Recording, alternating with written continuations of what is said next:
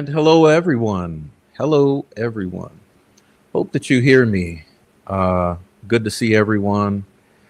Uh, I haven't been feeling the best, so glad to be here, but probably not going to really be my normal self. That you may be grateful for that. Who knows? But let me go back to the beginning and say hello to everyone who is here. I'll be glad to see who's all here. Anyway, God bless everyone. Happy Wednesday. Today's uh, June 11th. This is June 11th. We're not into July yet. June 11th. So let's say hello to everyone. Just give me a moment.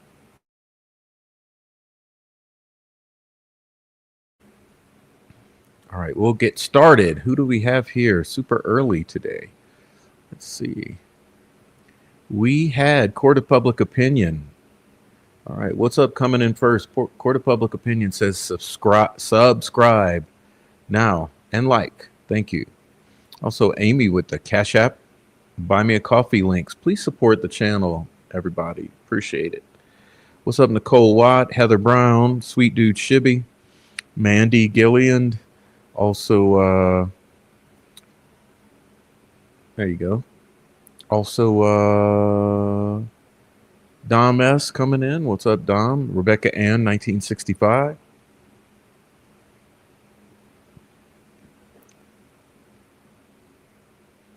Good to see everyone. Icy Cat's here. What's up, Icy Cat?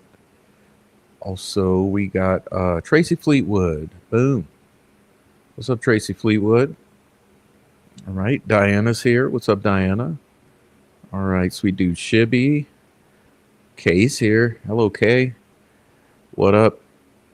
All right. Dom S, Rebecca Ann, Mandy Gillian, Heather Brown, Dom S, Kate U, Sweet dude Shibby, Dirty Diana, Tracy Fleetwood. What's up, Tracy?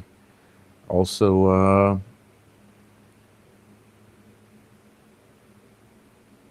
Jojo. Hey, Jojo. What's up, Jojo? Jojo's here. Hey, Jojo. What's up, Jojo? Dieter's here. What's up, Dieter? All right. Amy saying, please hit like.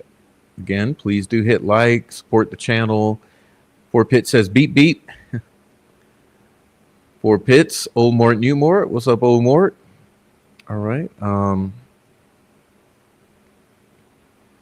Good to see everyone. I'm sorry it's been a few days, man. I haven't been, I've had to deal with some stuff. What's up, Mino Dino?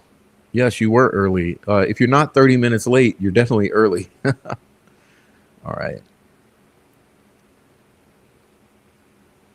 Amy's here. Mino Dino. Dirty Diana. All right. Four Pits. Old Mort. Air with an axe. Well, who are you? All right. Air with an axe here. Heather Brown. Miss K. Hello, Miss K. Good to see you. All right. Full moon tonight. Strawberry baby, says Sweet Dude Shibby. All right. Doom, boom, boom, boom, boom. Old Mort, New Mort. All right. Good to see everybody. Lower Customs. What's up, Lower Customs? Good to see you. Nicole Watt. Hello. Nicole Watt. Good to see Nicole. All right. Amy says, turn your chat to all messages. All right. Good to see everybody. Nobody, nothing here. How are you? Okay. Stephanie. Hey, Stephanie. What's up? All right. Shotgun Susie. Hello to you. Thanks for coming in. Also, Noe Amos. Thank you, Noe. Also, Christine, feeling like a winner, took positive steps all week. Thank you, Christine. All right, good to see everybody. All right. Things are going good. What's up, Noe? All right, sweet dude, Shibby, Dom S. Christina's, hey, Christina. All right, Christina's here. All right. Post-apocalyptic Jay is here. What's up with you? Okay, Trial Junkie, good to see you. All right, everybody's getting in here. Brenda Mays, good to see you. Hey, share the stream, y'all. Where's everybody else? Right, what's up? All right, there you go. Charles is here. What's up, Charles? Good to see everybody. Heather Brown says, "What's up, Charles?" All right. Miss Pie Crust is here. Hello to you. Good to see you. Four Pits. Amy Goddess is here. What's up, Goddess? Good to see you. Jojo, Miss K, nobody, nothing. All right, boom. So we're getting them in here. Yeah, please do share the channel and share the stream right now. Get some people in here. Where's everybody at? Have I been gone too long? Oh no. Oh no. I'm going to lose my channel. All right. What's up, Miss K? Possum Friend, hello to you. What's up, Possum Friend? What's up, Sunflower Soul? Good to see you. Okay. Good to see everybody. Everyone, please say hello to each other. Okay. What's up, Commentator Root? Hello to you. Also, Holly Gibbons. Right. What's up? Good to see you. I need some pies because I'm honestly not been feeling my best. I'll tell you about it in a minute. So we'll get everyone in here though. Dieter. All right. There we go. Okay, so just a minute.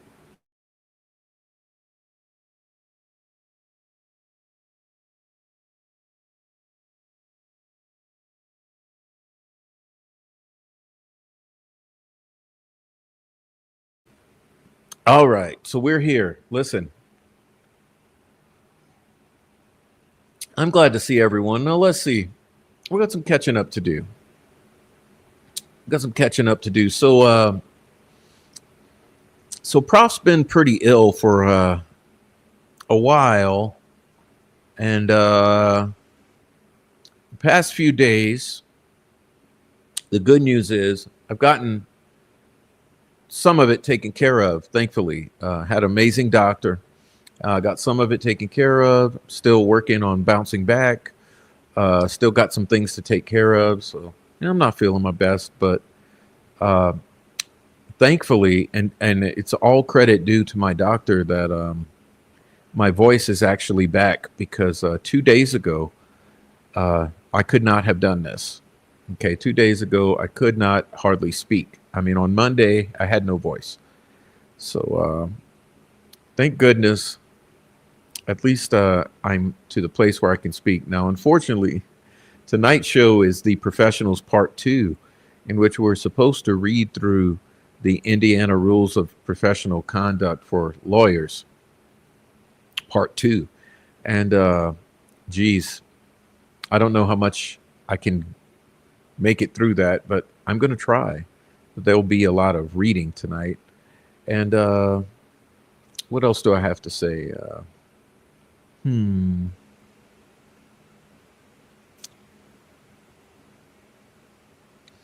I don't know.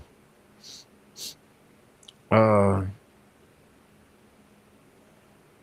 it's been a crazy week, hasn't it? So we there's all kind of things going on, and oh boy, oh boy. I got to say I'm gonna save my commentary on a lot of things until Friday because Friday I'm gonna do the drama stream, but boy, there's a lot to say, and I don't know. I guess I'll save some things until later because I don't even know where to start with some of my smarty pants comments. But we'll get into our show for tonight and try to at least provide some thorough coverage of what we're supposed to be talking about. What's up, Digital? Digital's in. What's up, Digital? Hey, everyone. I can't chat, but glad to be here. Love you all. Thank you, Digital. All right. Thanks for chiming in. All right. So, yeah, good thing is at least I'm able to speak tonight. So, got my voice halfway back. But honestly, I guess it's funny because there's a lot of things I want to do. Uh, there's a lot of things I have lined up for you, but I got to have a voice to be able to get through it. And so tonight is one of those things. Then I have another thing. Then I have Friday show, and then I might do something with Rick Snay, and then I have a whole other bag of things I like to do. So there's a lot to talk about, but I don't want to bore you with all the details. But thanks for being here, and now, man, it's the funny thing is I had a very interesting conversation today, um, and boy, it's really hard. It's really hard to even get started on this. Uh, you see, I'll say it this way. This is really crazy. I really wonder what's going on with these lawyers. Okay, I got to tell you. I guess this is a good way to start the show.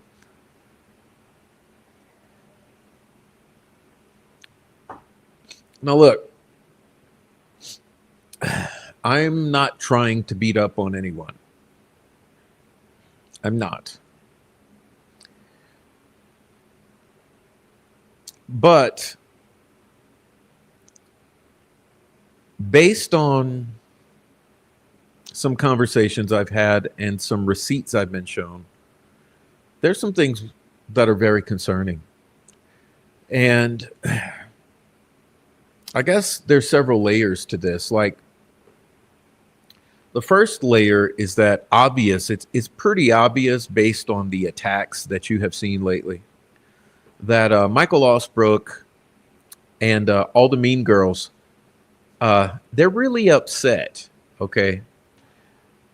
Ever since they were not able to get their hands on Discovery, ever since people started asking questions about the leaking of this video on the website that was supposed to be portraying itself as a website of the defense of Richard Allen. And then also me relaying the fact that several donors to the fundraiser, including some of the major donors, have contacted me asking questions, and that people are questioning the fundraiser monies and whether they reside with David Hennessy, whether they reside with Andy Baldwin, whether what amount was initially raised, whether there's any remaining, and where that money went, and all the various money. So there's many questions about monies. You've obviously seen all of the back and forth with all of the YouTubers and the Redditors and the Twitter shit talkers, who I call the mean girls. And all of this has been sort of gassed up or fueled by Michael Osbrook primarily, but also partially by Kara Weineke. And these twatters have also riled Andy Kopsa up into an uproar. So it's just been an all-out shit show. So there's that, right? And that's one layer. But then there's another layer, and that's the absolute horrible job, the failed job that the defense attorneys overall did in this case. And look, we're obviously talking about Andrew Baldwin, Jennifer Auger, and Brad Rozzi. You can throw in there Max Baker and Matthew Hoffman, all together doing an absolute failure of a job for Richard Allen, which leads one to question: did all of this amount to ineffective assistance of counsel? Because, look, it's pretty clear to me that Richard Allen does have somewhat decent attorneys for now in Stacey Uliana and Mark Lehman. And I sort of wonder where they're going to head with this. Are they going to primarily look at Judge Gull and the way that she ran the trial and all of the pretrial and how that all went? Are they going to primarily focus on that? Or are they going to consider ineffective assistance of counsel? And, you know, like I said, in the meantime, you have this extra complicating factor of Michael Osbrook, the Mean Girls, Matthew Hoffman, and Kara Weineke, and all the shit storm that has developed since the conviction.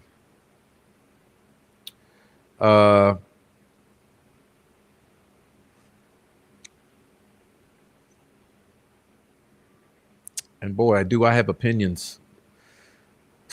Look, the simplest take on this for me is that if we're going to be honest with each other, we have to say that look at Andrew Baldwin, Jennifer Auger, and Brad Rozzi in this situation, okay?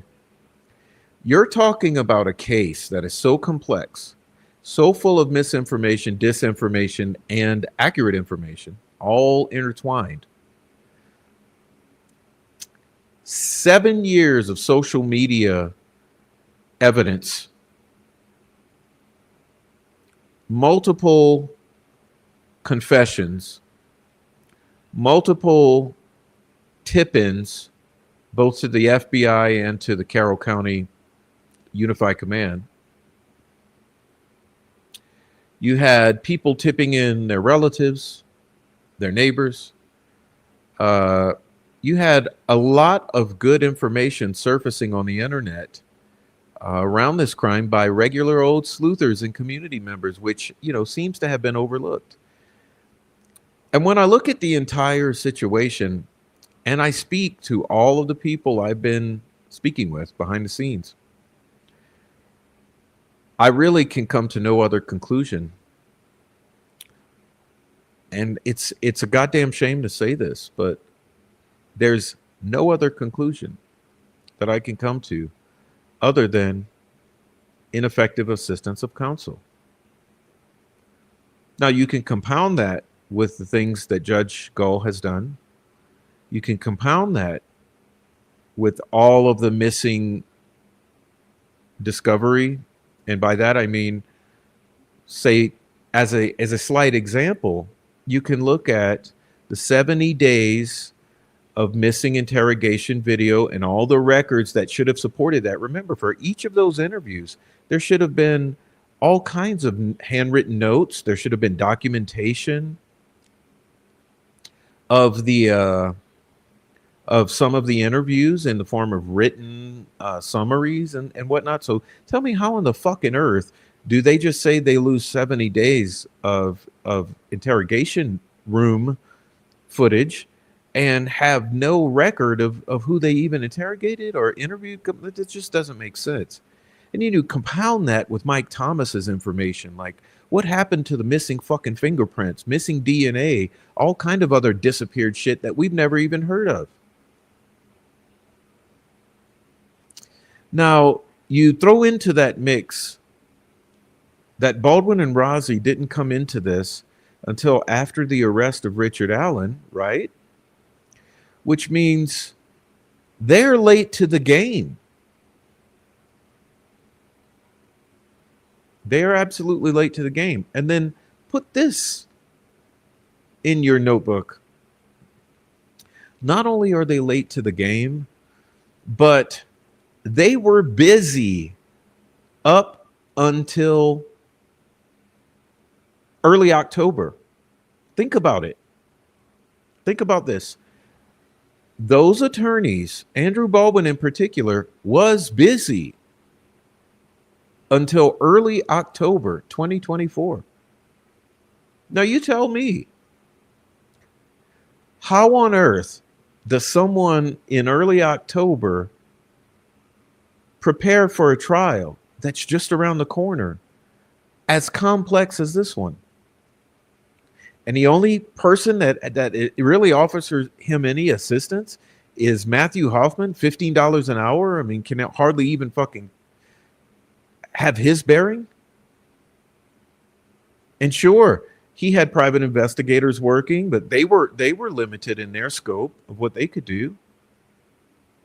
You had Brad Rozzi living in an entire other locality and in an entire other office. So there's absolutely no way, okay, that any of this was handled right. And let's not even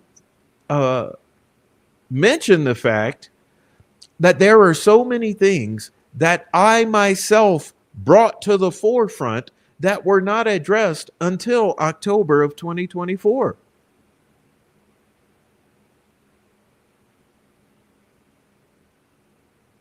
There were things that were not even mentioned or looked into until trial was underway.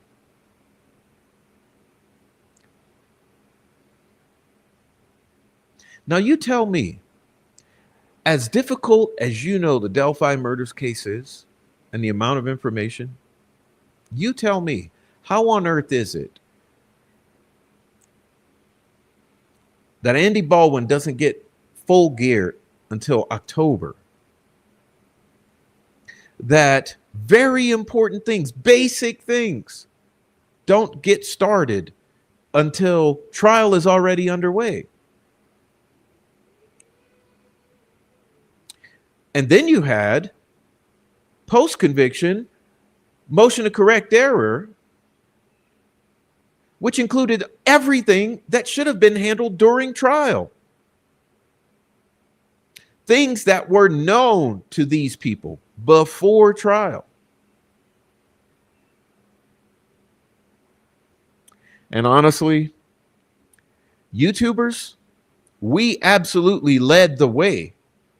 And if it was not for us existing and focusing on what we focused on and pushing on what we pushed, it would have been even worse of a shit show.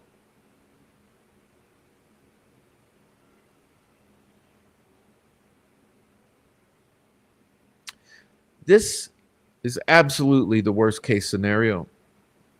And there is, I'd like to say this, is there no wonder that the defense failed?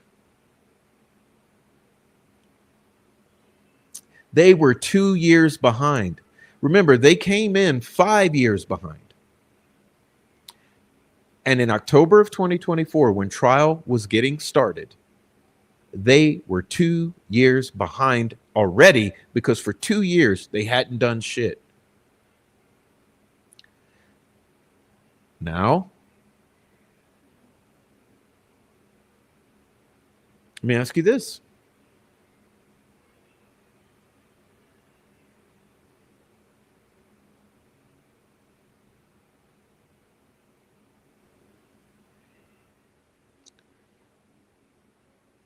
When you had a case like Delphi, wherein the online community had accumulated massive amounts of evidence and offered it up on a silver platter to these people, someone tell me why that was not taken advantage of.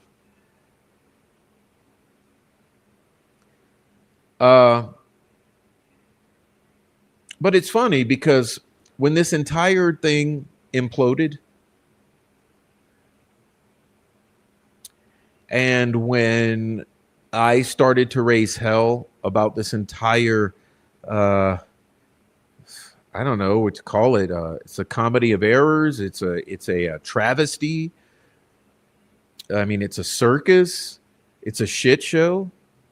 When I started to call attention to it in March, it's funny because the first thing that all of these insane defense lunatics started screaming about on the twatters was, oh, DNA needs to be tested. It could get Rick out now, blah, blah, blah, blah, blah.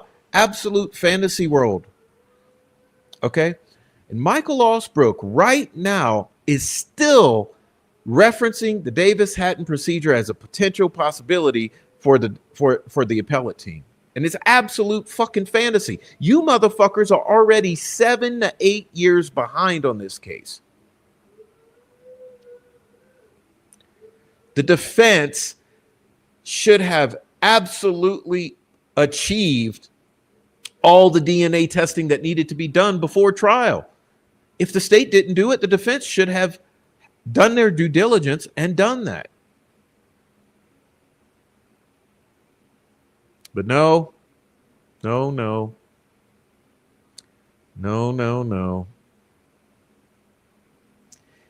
It's just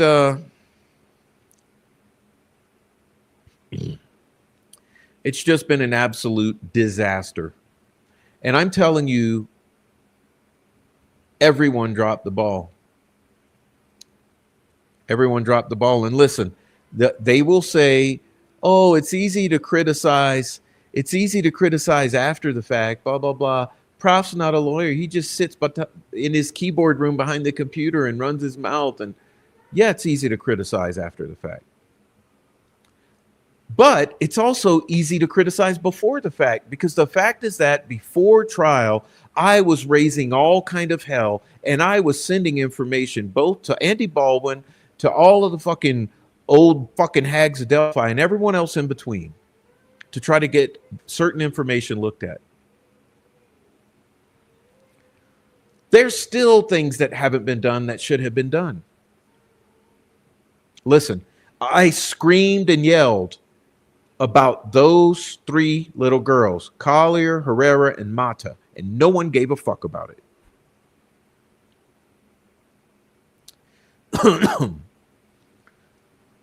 I screamed and yelled about the earrings that Julie Melvin was holding that supposedly came from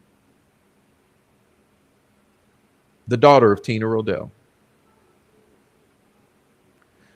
I screamed and yelled about those girls who heard the 2 a.m. screams, right? The 2 a.m. screams. No one listened, okay? No one listened. I raised hell about Benjamin Mears. No one listened. And it's really infuriating because to see the response and all of these mean girls going berserk and saying, Prof ruined the post-conviction investigation. He could have did. Rick can be out now. I give zero fucks. Because for 2 years before trial, I handed everything on a silver platter to everyone, and no one fucking cared to look. And I'm not the only one. I'm not over here trying to take all the credit. I'm saying a lot of people. Okay, let's back it up because it's not about me. A lot of people who cared handed over all their information.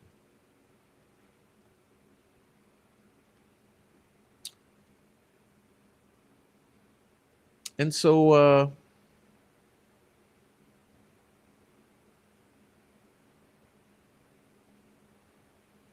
listen, it's a shame, man.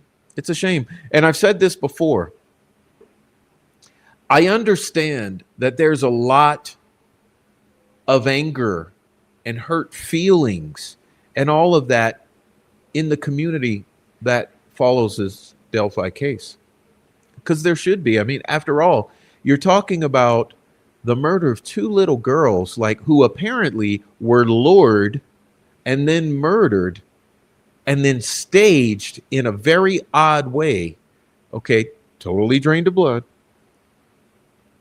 And then years of lies, right? The bodies never being found don't make any sense. The time they're found, the fact that they weren't there or no one saw them, blah, blah, blah, blah, blah. Kelsey German with all her bullshit statements over the year. Becky Patty acting like a fucking maniac. Okay, Mike Patty acting like an asshole. The whole fucking 9 yards. All the biker gangs, all the terrorism on the case, the fucking Delphi troll terrorism that has run off almost every creator for years. It's just been absolutely infuriating. Add to that the obvious cover-up by law enforcement going back years. Just all of the oddities, the whole change of direction press conference, Doug Carter acting like some fucking Shakespearean actor, drama queen, I don't know, bad, like a bad, what's it called? The daily soap opera actor. I mean, just up to here in bullshit. So there's a lot of understanding that there's all this anger around this case and bad feelings. But I've said so many times, don't shoot the messenger, okay? Getting mad at the messenger, shooting the messenger is the stupidest thing you could do. Look, you look towards Carroll County. You look towards Judge Gull, Nicholas McClelland, Tobe Lesenby, okay? You look towards Andrew Baldwin, Jennifer Auger, Brad Rossi, Matthew Hoffman, Michael Osbrook. You look to the people who should have handled this fucking shit the way they should have. You don't look over here to someone just talking about the case on YouTube. I mean, that's a whole distraction. Okay?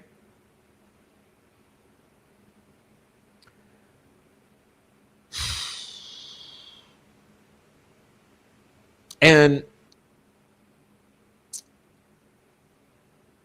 you add to that the fact that it's very highly likely that a group of men who actually killed these 2 girls in a very bizarre fashion and left them out there the way they did, they're still roaming around free, having the time of their life, protected by Tobe Lesenby, Tony Liggett, Brian Harshman, Doug Carter, and the entire fucking bunch of LE that covered this thing up and railroaded Richard Allen. Okay? And the railroading of Richard Allen, it adds to the trauma, right? Because listen, that no matter what you think of his guilt or innocence, the fact is you have to be willing to admit that they wrongfully convicted Richard Allen. It's absolutely clear. And I've said before, if you cannot admit that he was railroaded and wrongfully convicted, then you have no room speaking on the case. Because no matter what you want justice for these victims. Justice for the victims would have included an actual fair trial convicting the man who was accused of their murders. Not a no, not a railroading or wrongful conviction. So, like I've said, there's plenty enough blame to go all the way around. But honestly, I think people need a reality check because it's not the people speaking about the case on YouTube because we didn't have anything to do with the legal process or the law enforcement process or the judicial process. See, that's where you've all got it fucked up. Thank you, Jake Brooks. Think about it. Who had a direct hand in all of the outcome of this situation? The prof, Rick Snay, Joe Lewis, Noe Amos, Four Pits? Or should we really be looking at Judge Gull, Nicholas McClelland, Tony Liggett, Brian Harshman, Monica Walla,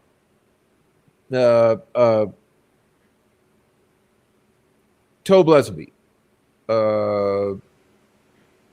Andy Baldwin, Brad Rossi, Matthew Hoffman, Max Baker, the people who had a direct hand, pardon, in this investigation and in this legal outcome.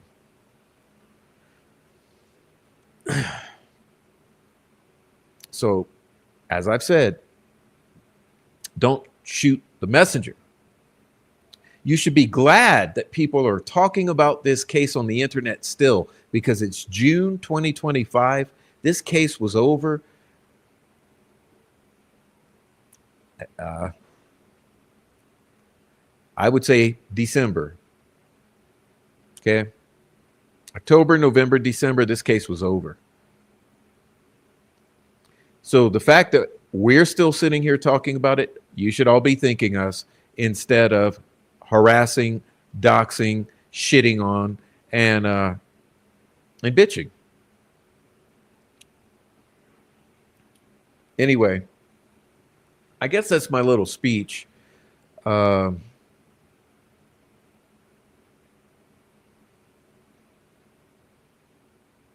wanted to not really complain and just do our coverage of this rules of professional conduct document. But really, it's hard not to go off on a tangent. um,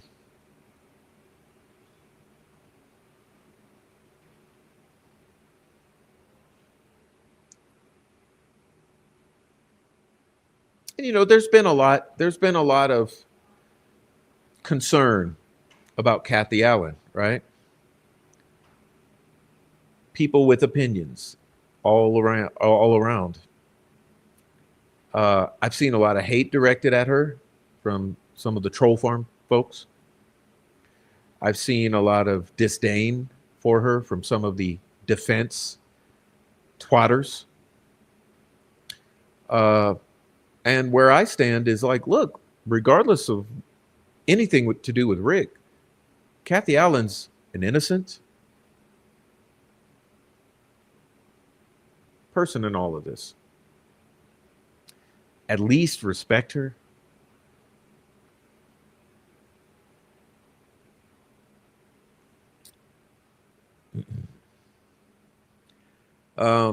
So anyway, with that being said, I want to get into our part 2 of the Delphi Rules of Professional Conduct for Indiana lawyers. All right, y'all. I'm looking at some comments. I'm going to get started here. Just give me a minute.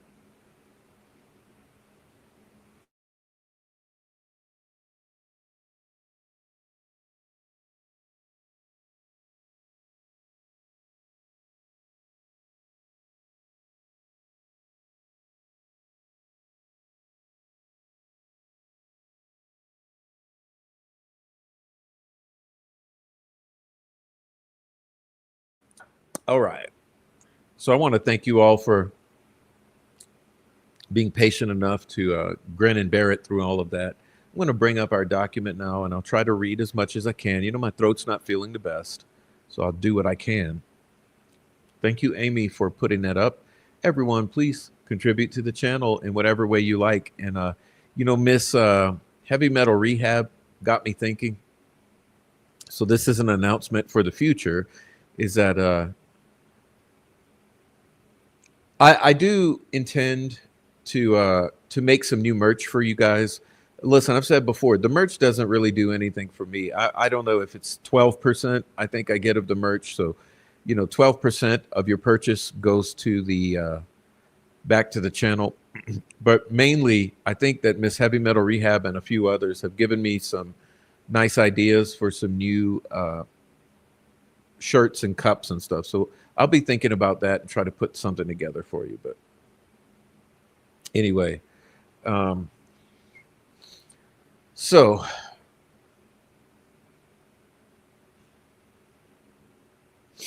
all right, there you go. Yeah, slogans. So anyway, so we're going to look at today the rules of professional conduct from Indiana. We're going to go back into where we left off. Okay, so we left off just prior to this, so this will catch us up. Okay, we'll be picking up from where we left off. And these are the current rules of professional conduct. You can see here, it's from rules.incourts.gov PDF, professional conduct, okay? And this is where we left off, Rule 1.17, sale of law practice. And for many of these things, I will be skipping the commentary to save my voice, except for where it's important, okay? A lawyer or law firm may sell or purchase a law practice or an area of a law practice, including goodwill, if the following conditions are satisfied. The seller ceases to engage in the private practice of law or in the area of practice that has been sold in the geographic area in which the practice has been conducted. The entire practice or area of practice is sold to one or more lawyers or law firms. The seller gives written notice to each of the seller's clients regarding the proposed sale, the client's right to retain other counsel or take possession of the file, and the fact that the client's consent to the transfer of client's files would be presumed if the client does not take any action or does not otherwise object within 90 days of receipt of the notice.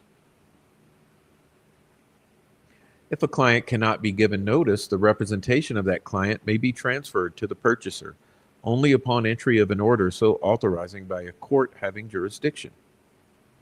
The seller may disclose to the court in-camera information relating to the representation only to the extent necessary to obtain an order authorizing the transfer of a file. The fees charged clients shall not be increased by reason of the sale. Okay.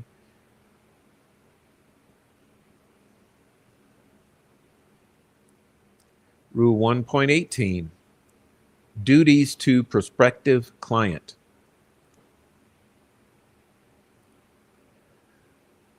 A person who discusses with a lawyer the possibility of forming a client-lawyer relationship with respect to a matter is a prospective client. Okay, so check this one out. This is probably important for our purposes, okay? Listen to it closely. Definition of prospective client: a person who discusses with a lawyer the possibility of forming a client-lawyer relationship with respect to a matter is a prospective client. Okay, all right. So what are the duties to a prospective client? Even when no client-lawyer relationship ensues, a lawyer who has had discussions with a prospective client shall not use or reveal information learned in the consultation. Shall not use or reveal information learned in the consultation, except as Rule 1.9 would permit with respect to information of a former client. A lawyer subject to paragraph B shall not represent a client with interests materially adverse to those of a prospective client in the same or substantially related matter. If the lawyer received information from the prospective client that could significantly be considered harmful to that person in the matter, except as provided in paragraph D. If a lawyer is disqualified from representation under this paragraph, no lawyer in a firm with which that lawyer is associated may knowingly undertake or continue representation in such a matter, except as provided in paragraph D.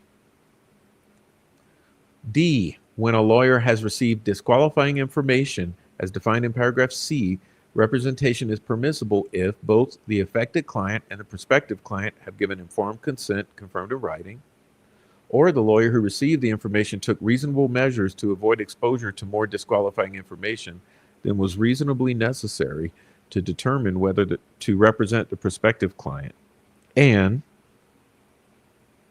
the disqualified lawyer is timely screened from any participation in the matter and is apportioned no part of the fee therefrom, and also written notice is promptly given to the prospective client.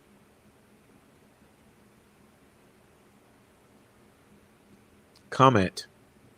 Prospective clients, like clients, may disclose information to a lawyer, place documents or other property in the lawyer's custody, or rely on the lawyer's advice. A lawyer's discussions with a prospective client usually are limited in time and depth and leave both the prospective client and the lawyer free and sometimes required to proceed no further. Hence, prospective clients should receive some but not all of the protection afforded clients. Not all persons who communicate information to a lawyer are entitled to protection under this rule. A person who communicates information unilaterally to a lawyer without any reasonable expectation that a lawyer is willing to discuss the possibility of forming a client-lawyer relationship is not a prospective client within the meaning of paragraph A. It is often necessary for a prospective client to reveal information to a lawyer during an initial consultation prior to the decision about formation of a client-lawyer relationship. Listen up. The lawyer often must learn such information to determine whether there's a conflict of interest with an existing client and whether the matter is one the lawyer is willing to undertake. Paragraph B prohibits the lawyer from using or revealing that information, except as permitted by Rule 0.9, even if the client or lawyer decides not to proceed with the representation. The duty exists regardless of how brief the initial conference may be. In order to avoid acquiring disqualifying information from a prospective client, a lawyer considering whether or not to undertake a new matter should limit the initial interview to only such information as reasonably appears necessary for the purpose. Where the information indicates that a conflict of interest or other reason for non-representation exists, lawyers should so inform the prospective client or decline the representation. If the prospective client wishes to retain the lawyer, and if consent is possible under Rule 1.7, then consent from all affected present or former clients must be obtained. Okay, so let's do this, y'all. Let's go to Rule 1.6 and refresh our memories here. A lawyer shall not reveal information relating to the representation of a client unless the client gives informed consent.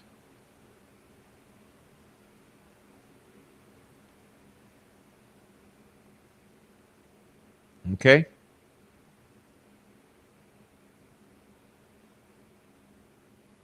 Now, I'm going to skip ahead to duties of an attorney or lawyer.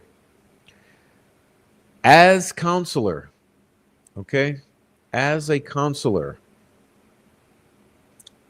an attorney has a duty as an advisor.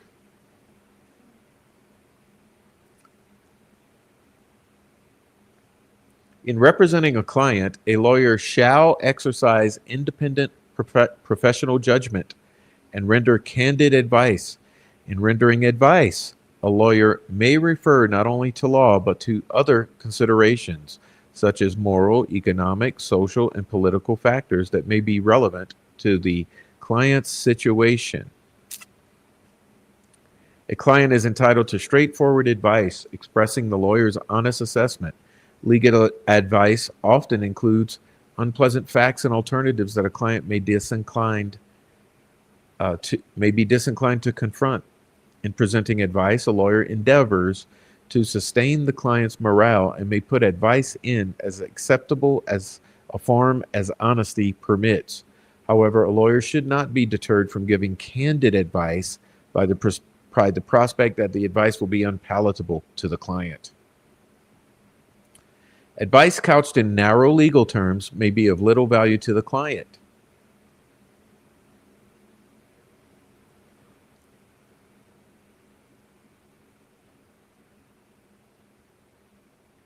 Uh,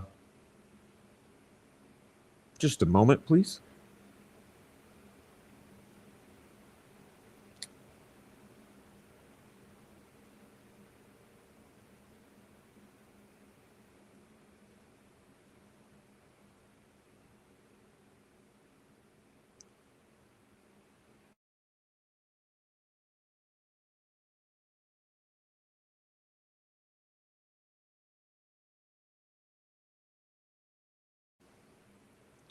All right.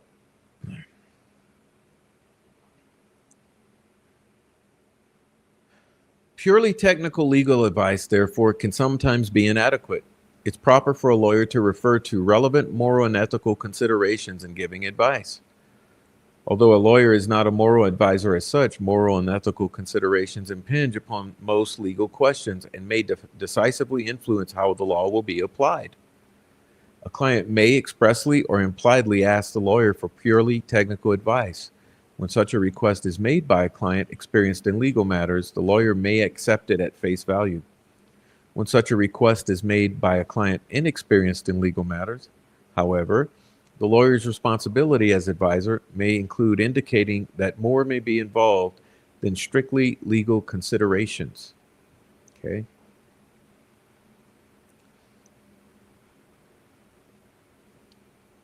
And we'll skip some of this. Intermediary. Okay, a lawyer may act as intermediary between clients. If the lawyer consults with each client concerning the implications of common representation, including the advantages and risk involved, and the effect on the attorney-client privileges, and obtains each client's consent to the common representation. The lawyer reasonably believes the matter can be resolved on terms compatible with the client's best interests, that each client will be able to make adequately informed decisions in the matter, and that there's little risk of material prejudice to the interest of any clients if the contemplated resolution is unsuccessful. And the lawyer reasonably believes that the common representation can be undertaken impartially and without improper effect on other responsibilities the lawyer has to any of the clients. While acting as an intermediary, the lawyer shall consult with each client concerning the decisions to be made and the considerations relevant in making them so that each client can make adequately informed decisions. A lawyer shall withdraw as intermediary if any of the clients so request, or if any of the conditions stated in paragraph A is no longer satisfied. Upon withdrawal, the lawyer shall not continue to represent any of the clients in the matter that was a subject of intermediation. All right. Rule 2.3. Evaluation for use by third persons. A lawyer may provide an evaluation of a matter affecting a client for the use of someone other than the client if the lawyer reasonably believes that making the evaluation is compatible with other aspects of the lawyer's relationship with the client. When the lawyer knows or reasonably should know that the evaluation is likely to affect the client's interests, materially or adversely, the lawyer shall not provide the evaluation unless the client gives informed consent.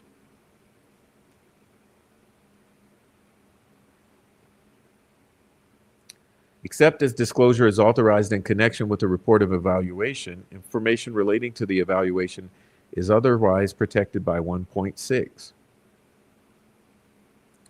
Okay. Lawyer serving as third-party neutral.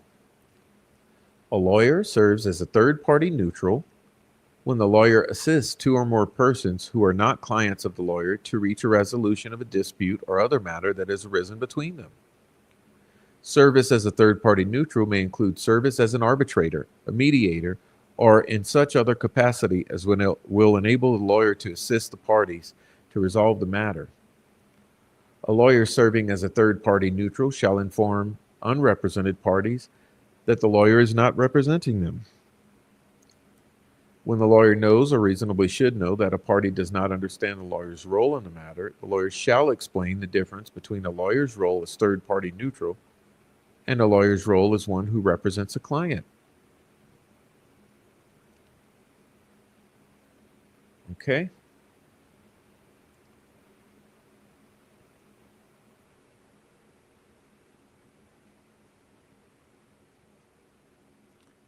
Advocate, Rule 3.1. Okay, Rule 3.1. As an advocate, Rule 3.1, meritorious claims and contentions. A lawyer shall not bring or defend a proceeding or assert or controvert an issue therein unless there's a basis in law and fact for doing so that is not frivolous, which includes a good faith argument for an extension, modification, or reversal of existing law.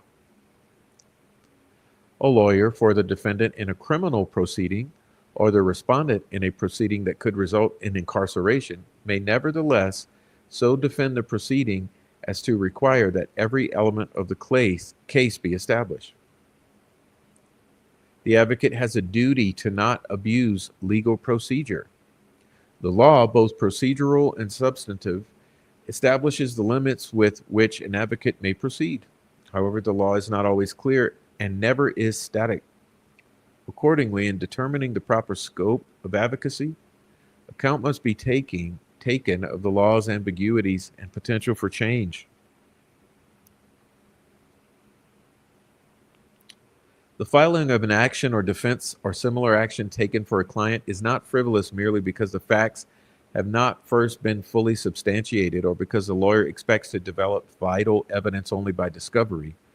What is required of lawyers, however, is that they inform themselves about the facts of their clients' cases and the applicable law and determine that they can make good faith arguments in support of their clients' positions. Such action is not frivolous, even though the lawyer believes that the client's position ultimately will not prevail.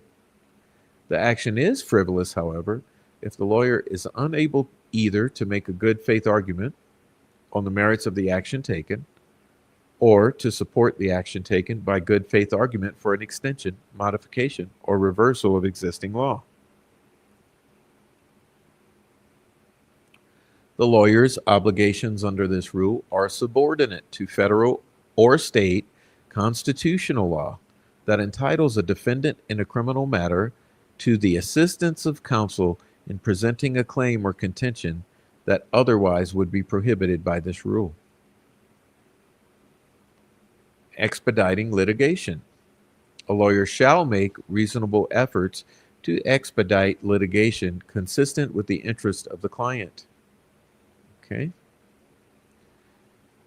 Candor towards the tribunal. A lawyer shall not knowingly make a false statement of fact or law to a tribunal or fail to correct a false statement of material fact or law previously made to the tribunal by the lawyer. I'll let you read that for a second. I got I go turn this AC off. Hold on a minute. Read that highlighted portion.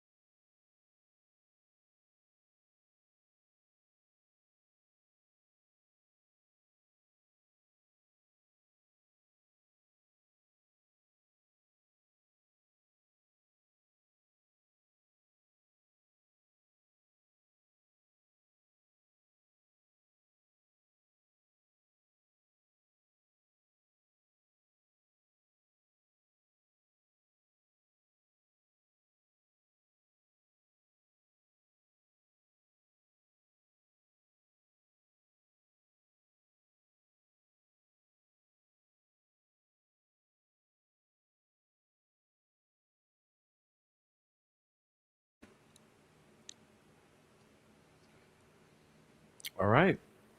A lawyer shall not knowingly fail to disclose to the tribunal legal authority in the controlling jurisdiction known to the lawyer to be directly adverse to the position of the client and not disclosed by opposing counsel, or offer evidence that the lawyer knows to be false. If a lawyer, the lawyer's client, or a witness called by the lawyer has offered material evidence and the lawyer comes to know of its falsity, the lawyer shall take reasonable remedial measures, including, if necessary, disclosure to the tribunal.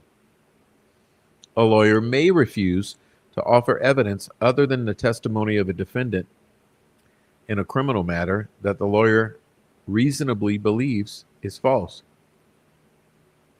Question, y'all. Remember the couple times that false information was shared on the stand by witnesses for the prosecution in Delphi?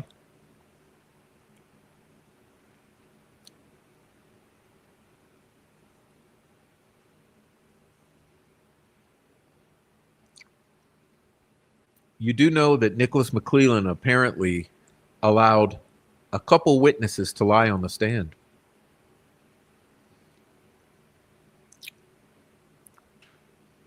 I wonder if the appeals court or the appeals judges, I mean, attorneys, lawyers, will take up that matter.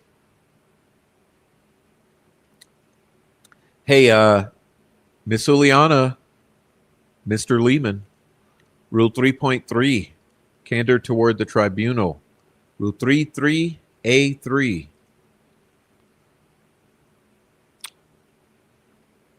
A lawyer who represents a client in an adjudicative proceeding and who knows that a person intends to engage, is engaging, or has engaged in criminal or fraudulent conduct related to the proceeding shall take reasonable remedial measures, including, if necessary, disclosure to the tribunal. The duties stated in paragraphs A and B continue to the conclusion of the proceeding and apply even if compliance requires disclosure of information otherwise protected by Rule 1.6. That's important too. That's important too for what I'm saying. Okay. In an ex parte proceeding, a lawyer shall inform the tribunal of all material facts known to the lawyer which will enable the tribunal to make an informed decision whether or not the facts are adverse.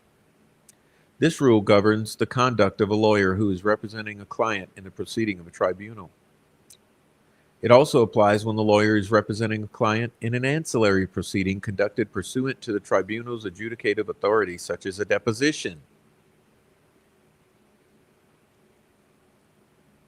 Thus, for example, A3 requires a lawyer to take reasonable remedial measures if the lawyer comes to know that a client who is testifying in a deposition has offered evidence that is false. I wonder if that applies to Jerry Holman.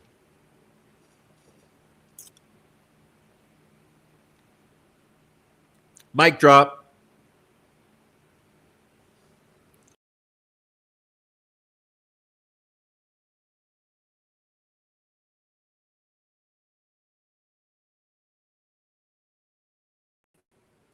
Whoops.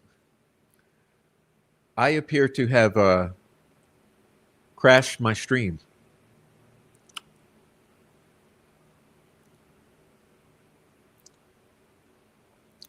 But what I was saying there is, so what this is saying here is that this rule also applies to depositions. And I referenced not only Nicholas McClellan allowing some witnesses to not tell the truth on his stand, but I also said, what about the deposition of Jerry Holman?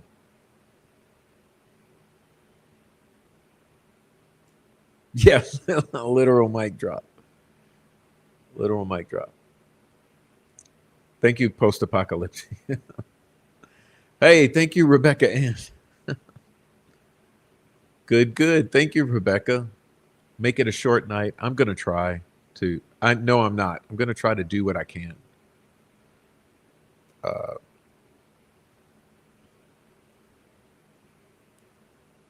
thank you so much, Rebecca. No, but Jerry Holman, okay? Jerry Holman's deposition did not appear to be honest.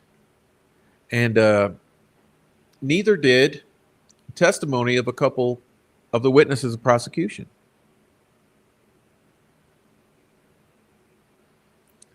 All right, let's continue. This rule sets forth the special duties of lawyers as officers of the court to avoid conduct that undermines, here we go, the integrity of the adjudicative process. A lawyer acting as an advocate in an adjudicative proceeding has an obligation to present the client's case with persuasive force. Performance of that duty while maintaining confidence of the client, however, is qualified by the advocate's duty of candor to the tribunal. Consequently, although a lawyer in an adversary proceeding is not required to present an impartial exposition of the law or to vouch for evidence submitted in a cause, the lawyer must not allow the tribunal to be misled by false statements of law or fact or evidence that the lawyer knows to be false. Wow. Yeah, let's talk about that. Let's talk about how the state case in Indiana v. Richard Allen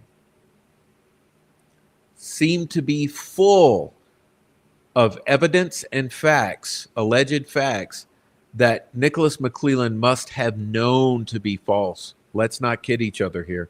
If we on the internet knew them to be false and we don't have discovery, why didn't Nicholas McClellan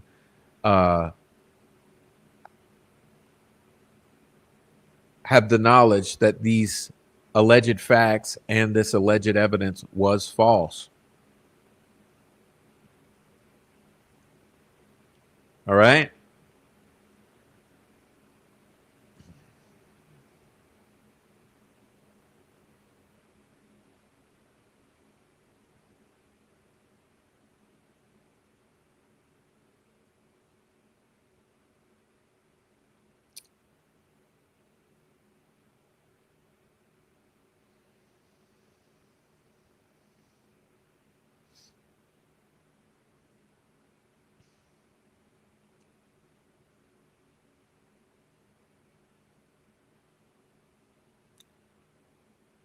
All right.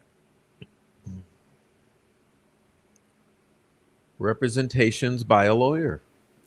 An advocate is responsible for pleadings and other documents prepared for litigation. but it is usually not required to have personal knowledge of matters asserted therein. For litigation, documents ordinarily present assertions by the client or by someone on the client's behalf, not assertions by the lawyer. All right. Compare Rule 3.1.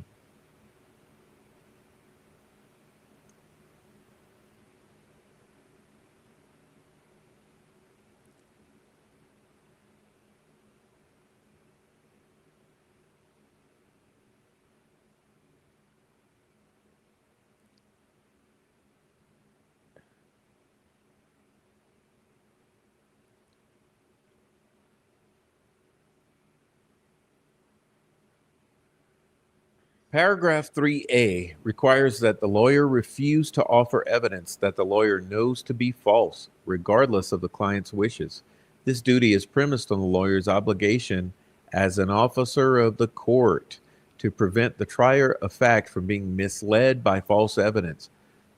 A lawyer does not violate this rule if the lawyer offers evidence for the purpose of establishing its falsity. If a lawyer knows that the client intends to testify falsely or wants the lawyer to introduce false evidence, the lawyer should seek to persuade the client that the evidence should not be offered. If the persuasion is ineffective and the lawyer continues to represent the client, the lawyer must refuse to offer the false evidence. If only a portion of a witness's testimony will be false, the lawyer may call the witness to testify, but may not elicit or otherwise permit the witness to present the false testimony. Okay, and that's important for what the state presented in the case of Richard Allen. And I don't understand how it was allowed to stand. The duties stated in paragraphs A and B apply to all lawyers, okay, including defense counsel. In some jurisdictions, however, courts have required counsel to present the accused as a witness or to give narrative statements if the accused so desires, even if counsel knows that the testimony or statement will be false. The obligation of the advocate under the rules of professional conduct is subordinate to such requirements. Okay? The prohibition against offering false evidence only applies if the lawyer knows the evidence is false. A lawyer's reasonable belief that the evidence is false does not preclude its presentation to the trier of fact.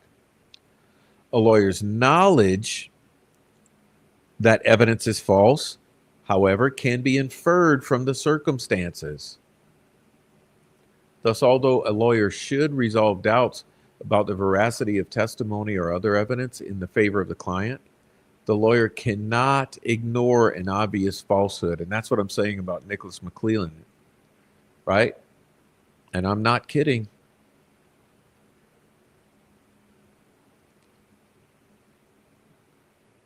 All right.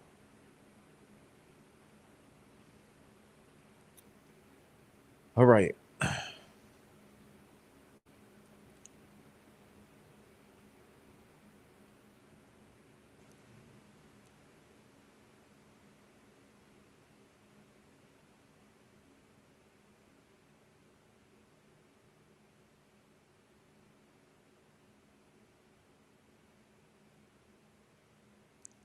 Preserving the integrity of the adjudicative process.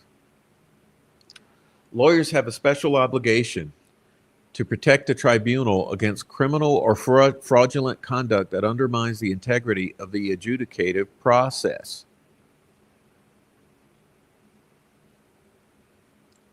Such as bribing, intimidating, or otherwise unlawfully communicating with a witness, juror, court official, or other participant in the proceeding, unlawfully destroying or concealing documents or other evidence, or failing to disclose information to the tribunal when required to do so.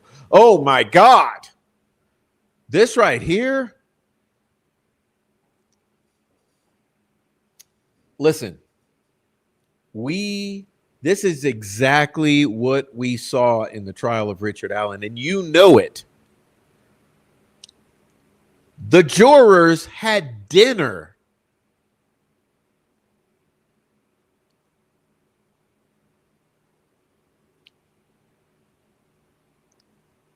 with the cops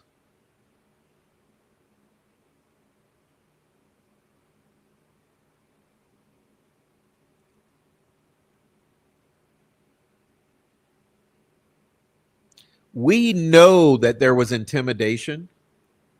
Let's read this paragraph again. Lawyers have a special obligation to protect the tribunal against criminal or fraudulent conduct that undermines the integrity of the adjudicative process, such as bribing. How about this one? Intimidating. Or how about this one? Didn't this happen? Unlawfully communicating with a witness, a juror, a court official. How about this one? Unlawfully destroying or concealing evidence and documents. Failing to disclose information to the tribunal when required by law to do so. I mean, dude, this is the entire Delphi prosecution.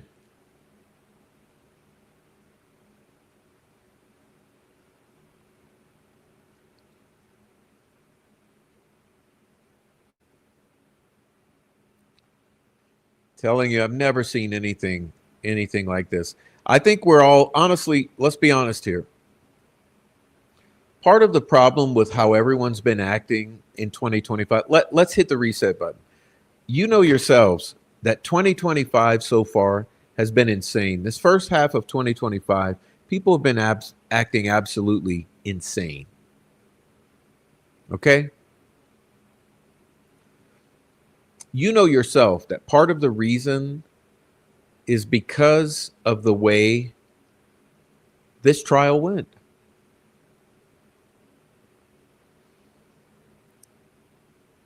On top of that, you had the jurors acting fucking crazy.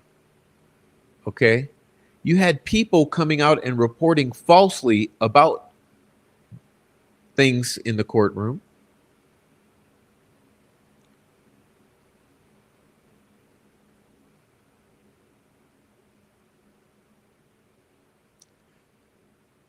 We know that there was destruction of evidence, the destruction of documents, possibly physical evidence, forensic evidence. We know there was the intent. Let's be honest here. There was the intimidation of the entire community that is the state of Indiana. You think these jurors were not terrified? Listen, you do understand that everything you saw from day one was an attempt to influence the fucking jury pool. You have to understand that. Those bike rides, okay, all those bikers, that was jury intimidation. All of the harassment and the terrorizing on YouTube and on Facebook and Reddit, that was intimidation of the jury pool, potential future jurors. Everything you saw from all the prosecution troll farm shills were attempts to influence the potential future jurors. Let's be honest here. Everything that you saw from the state actors and the family was an intention aimed at affecting the potential future jurors, or what you would call the jury pool. That jury pool had been tampered with since 2017. Okay? This is real. Why do you think there's only been one or two jurors who stepped forward?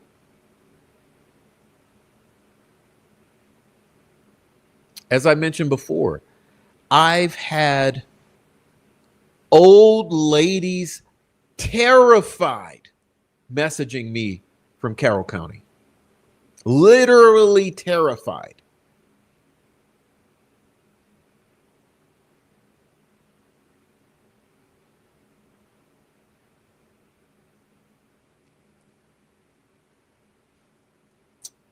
This jury pool was tampered with.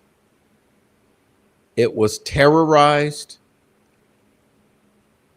It was brainwashed and programmed using mainstream media, using social media, and using physical intimidation and psychological operations in the state of Indiana, okay, going back 7 fucking years.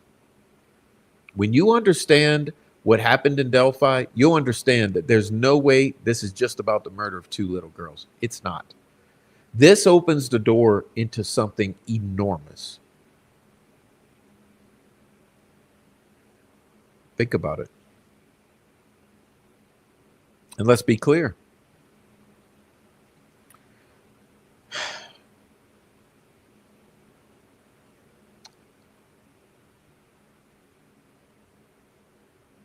Remember, I said the defense failed Richard Allen. All right? Look at how quickly the defense seated this jury.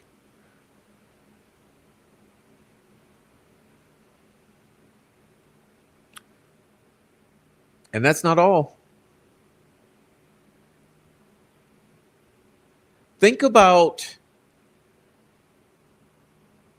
the fact that the defense chose not to challenge all the evidence that was admitted in. How many of you know that? The defense chose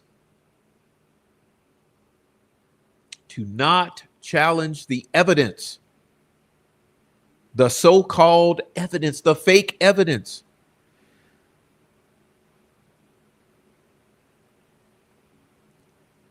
I mean, I'll wait, because if until I see it in the chat, I'm not going any further.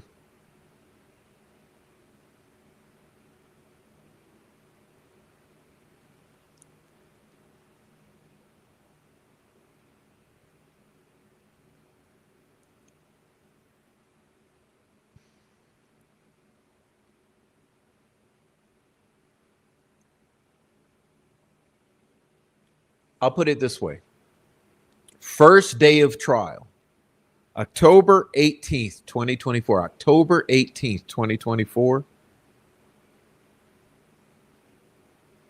The defense signed the first joint stipulation regarding evidentiary matters. The defense themselves agreed to not challenge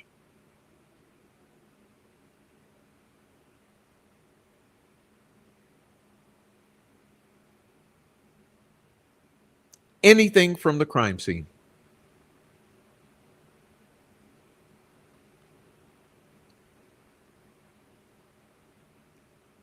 All AT&T records, all Liberty German's phone records. They didn't challenge the chain of custody for Liberty German's phone. They didn't challenge the chain of custody for the firearm testing. They didn't challenge any of the extractions. They didn't challenge any of the Christopher Cecil extractions, Derek German's extractions. They didn't challenge the Harvestor video.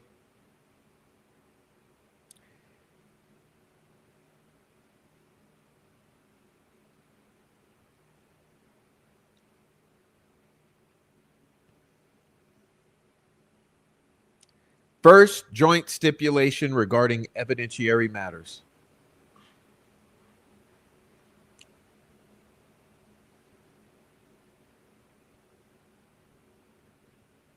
Complete fucking shit show.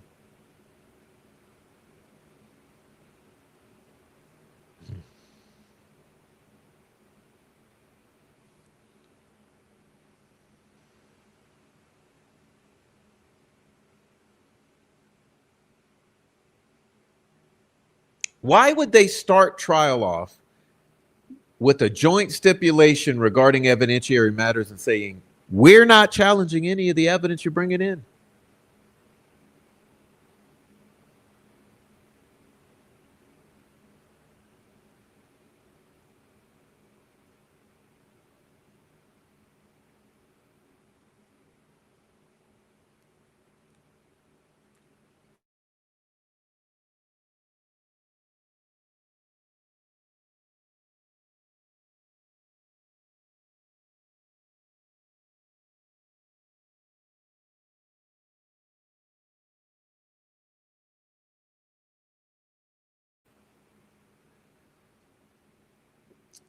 like I said, everyone gets so upset about particulars, but you have to look at the whole picture here.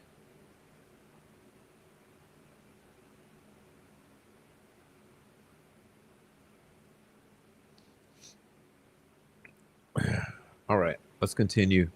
Getting a little sidetracked.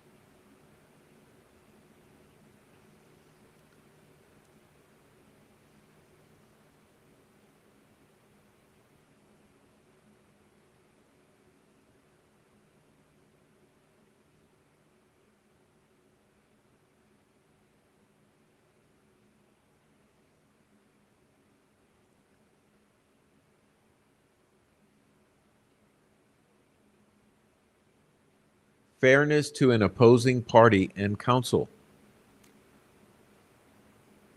All right. A lawyer shall not unlawfully obstruct another party's access to evidence or unlawfully alter, destroy, or conceal a document or other material having potential evidentiary value. A lawyer shall not counsel or assist another person to do such act. Well, what the fuck? All right, appellate team. Rule 3.4a. Rule 3.4a. You know that we did see this in Delphi, right? Unlawfully obstruct another party's access. Okay, so do you think making the defense wait 9 months to a year and more for certain discovery was not obstructing access to that? Or how about unlawfully altering, destroying, or concealing documents or material having potential evidentiary value? Don't you know we saw that too? I mean, we saw this entire paragraph. 3.4a. Stacy Uliana. Maybe you should look at this. Okay, maybe you should look at this if you want a successful appeal for Richard Allen. Can we talk about what was done about the access to the evidence and the destroying and altering and concealing of evidence that had potential evidentiary value? Or are we just gonna go with the good old boy system and continue to throw Richard Allen under the bus in this?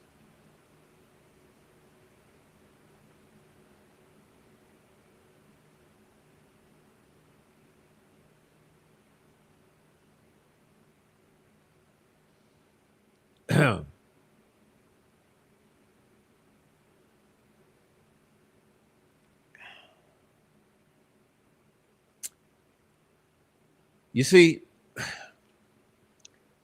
you guys can act like I'm the worst thing to happen to this case, and I'll continue moving forward because I will burn this motherfucker to the ground.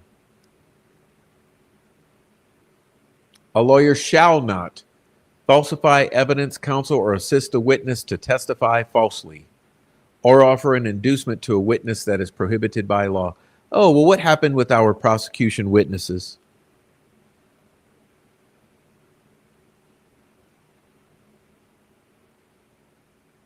A lawyer shall not knowingly disobey an obligation under the rules of a tribunal except for an open refusal based on an assertion that no valid obligation exists. In pretrial procedure, make a frivolous discovery request or fail to make a reasonably diligent effort to comply with the legal proper discovery request by an opposing party. Oh, that's another one for McClelland, right? Why was that allowed? A lawyer shall not in trial allude to any matter that the lawyer does not reasonably believe is relevant or will not be supported by admissible evidence, assert personal knowledge of facts in an issue except when testifying as a witness, or state a personal opinion as to the justness of a cause, the credibility of a witness, the culpability of a civil litigant, or guilt or innocence of an accused, or request a person other than a client refrain from voluntarily giving relevant information to another party unless the person is a relative or employee of or other agent of a client, and the lawyer reasonably believes that a person in interest will not be adversely affected by refraining from such information. Okay, so let's go back to this, y'all. 3.4 ABC. Okay.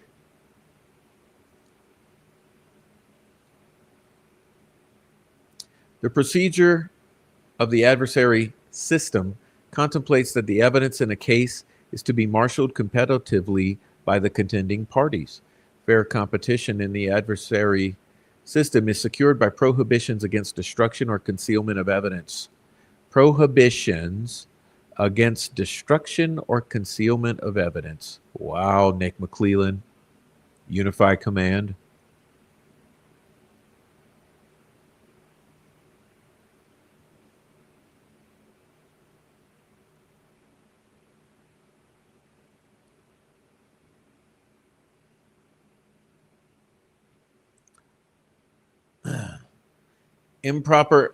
Improperly influencing witnesses, obstructive tactics in discovery procedure. Look at that one.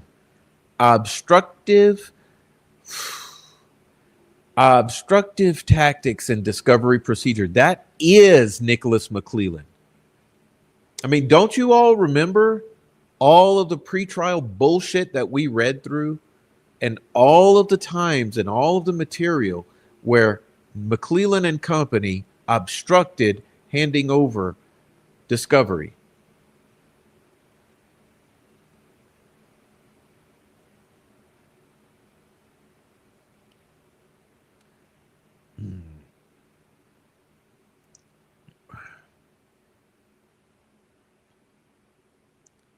Documents and other items of evidence are often essential to establish a claim or defense.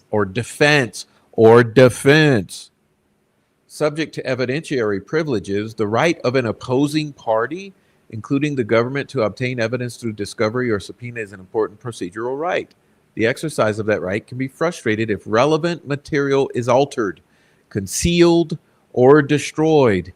It's another one.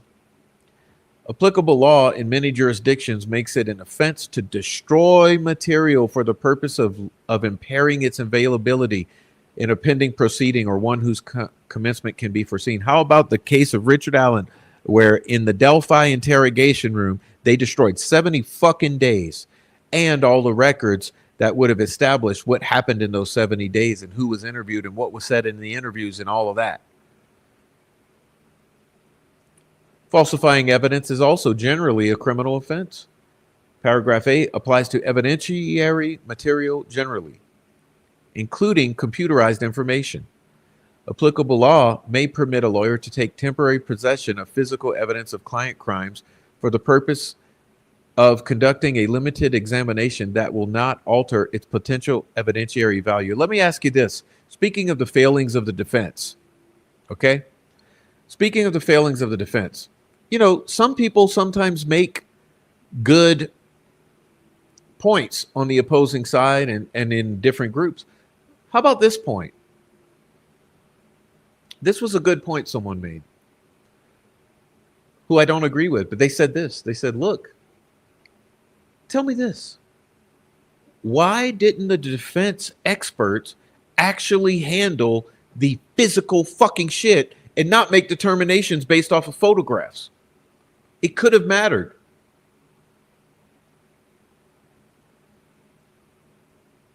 Who said it? Who said it? Come on, because the mean girls went and destroyed this man and took from the world the evidence of what I just said to you.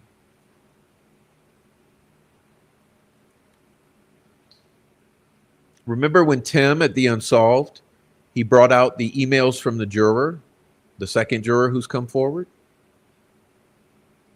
And she said it was fucked up that the ballistic expert, quote unquote, for the defense didn't even get the bullet to do studies on it. He used, or she used, or they used photographs.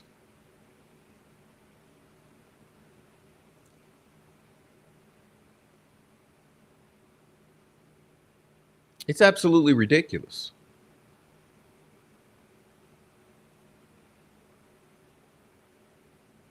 Because our lawyers could have taken temporary possession. Here it is, temporary possession of physical evidence of client crimes for the purpose of what? Conducting a limited examination that will not alter its potential evidentiary value. What, were they cheapskating? Were they cheapskating? Honest question.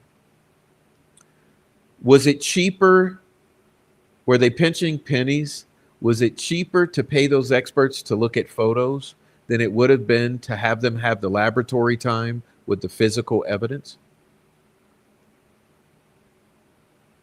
Hmm? Was Baldwin and Razi cheapskating this process?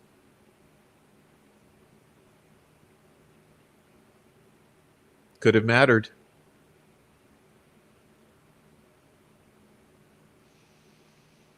All right. Rule 3.5, impartiality and decorum of the tribunal. A lawyer shall not, okay, look at here, shall not, a lawyer shall not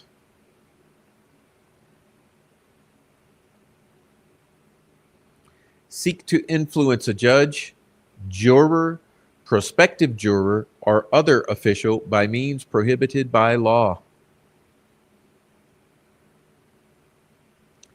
Communicate ex parte with such person during the proceeding unless authorized to do so by law or court order. Communicate with the juror or prospective juror after discharge of the jury if the communication is prohibited by law or court order, the juror has made known to the lawyer a desire not to communicate, or the communication involves misrepresentation, coercion, duress, or harassment. Engage in conduct intended to disrupt the tribunal.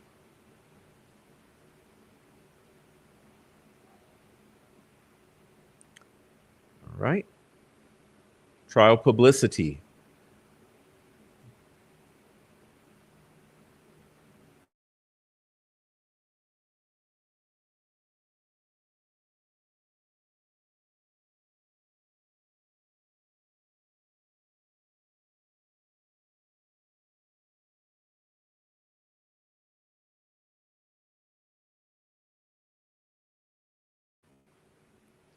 A lawyer who is participating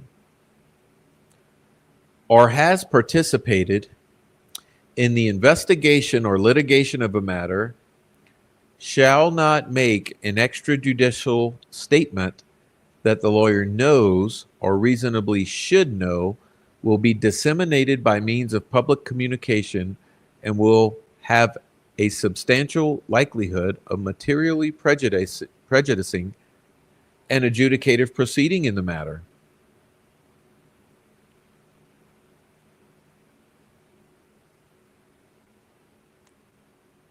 All right, heads up on this one. Heads up on this one.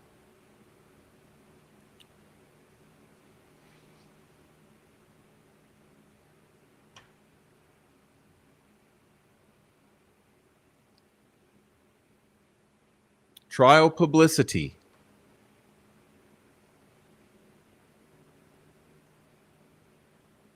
Trial publicity. Listen to this one.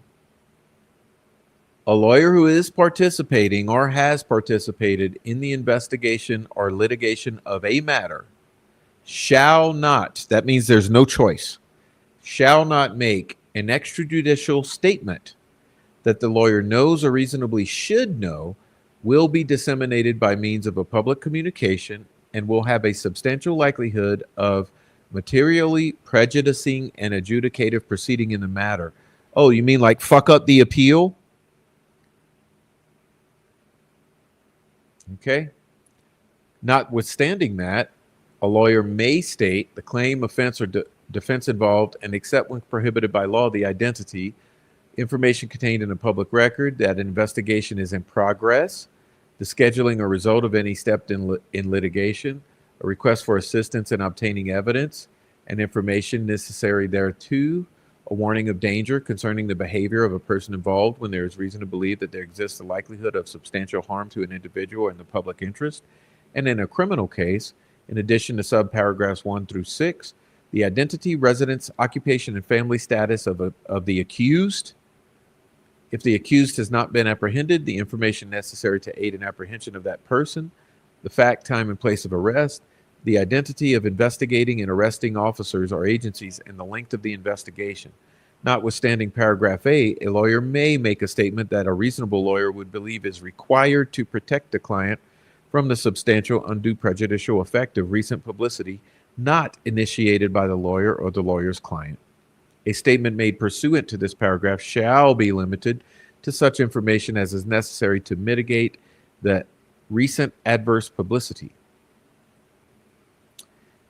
All right. A statement referred to in paragraph A will be rebuttably presumed to have a substantial likelihood of materially prejudicing an adjudicative proceeding when it refers to that proceeding and the statement is related to, this is what we got to look out for.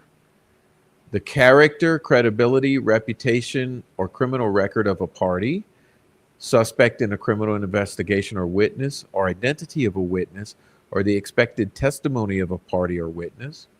In a criminal case or proceeding that could result in incarceration, the possibility of a plea of guilty to the offense or to the existence or contents of any confession, admission, or statement given by a defendant or suspect, or that person's refusal or failure to make a statement.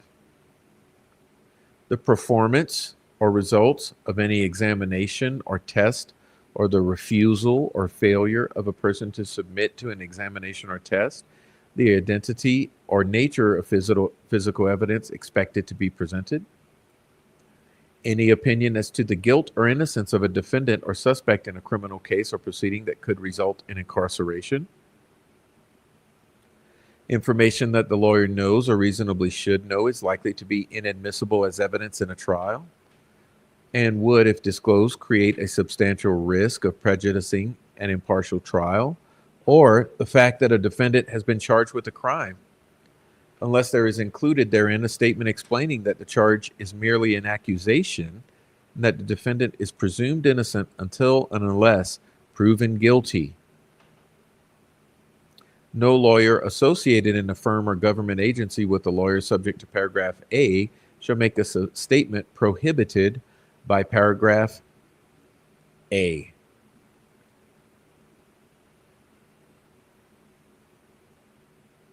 Maybe that's a typo.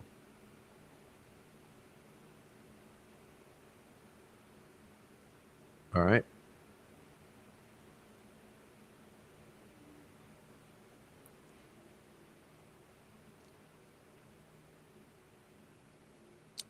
It's difficult to strike a balance between protecting the right to a fair trial and safeguarding the right of free expression. Preserving the right to a fair trial necessarily entails some curtailment of the information that may be disseminated about a party prior to trial, particularly where trial by jury is involved. If there were no such limits, the result would be the practical nullification of the protective effect of the rules of forensic decorum and the exclusionary rules of evidence. On the other hand, there are vital societal interests served in by the free dissemination of information about events having legal consequences and about the legal proceedings themselves. The public has a right to know about threats to its safety and measures aimed at assuring its security. It also has a legitimate interest in the conduct of judicial proceedings, particularly in matters of general public concern. Furthermore, the subject matter of legal proceedings is often of direct significance in debate and deliberation over questions of public policy. Special rules of confidentiality may validly govern proceedings in juvenile, domestic relations, and mental disability proceedings, and perhaps other types of litigation. Rule 3.4c requires compliance with such rules. The rule sets forth a basic general prohibition against a lawyer's making statements that the lawyer knows or should know will have a substantial likelihood of materially prejudicing an adjudicative proceeding. Recognizing that the public value of informed commentary is great and the likelihood of prejudice to a proceeding by the commentary of a lawyer who is not involved in the proceeding is small, the rule applies only to lawyers who are or who have been involved in the investigation or litigation of a case and their associates. The rule applies only to lawyers who are or have been involved in the investigation or litigation of a case and their associates.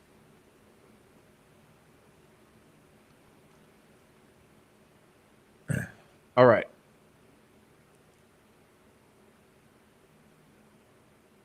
Paragraph B identifies specific matters about which a lawyer's statements would not ordinarily be considered to present a substantial likelihood of material prejudice and should not in any event be considered prohibited by the general prohibition of paragraph A. Paragraph B is not intended to be an exhaustive listing of the subjects upon which a lawyer may make a statement, but statements on other matters may be subject to paragraph A. Another relevant factor in determining prejudice is the nature of the proceeding involved. Criminal jury trials will be most sensitive to extrajudicial speech. Civil trials may be less sensitive. Non-jury hearings and arbitration proceedings may be even less affected. The rule will still be in place or still place limitations on prejudicial comments in these cases. But the likelihood of prejudice may be different depending on the type of proceeding. Okay.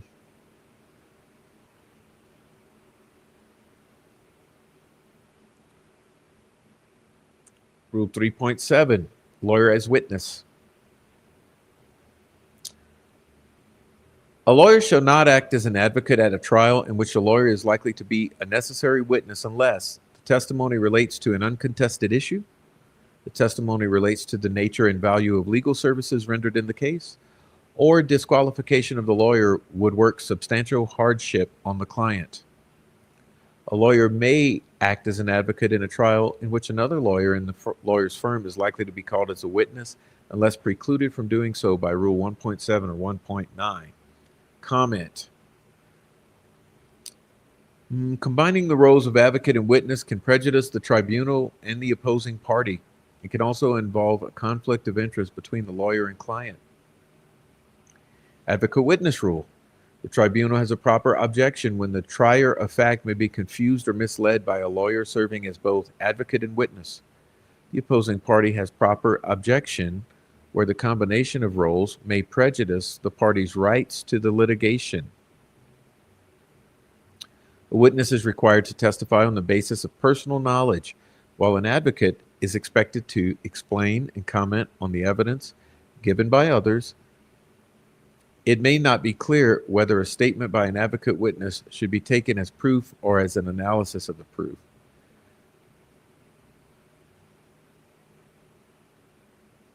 To protect the tribunal, paragraph A prohibits the lawyer from simultaneously serving as advocate and necessary witness except in those circumstances specified in paragraphs A1 through A3.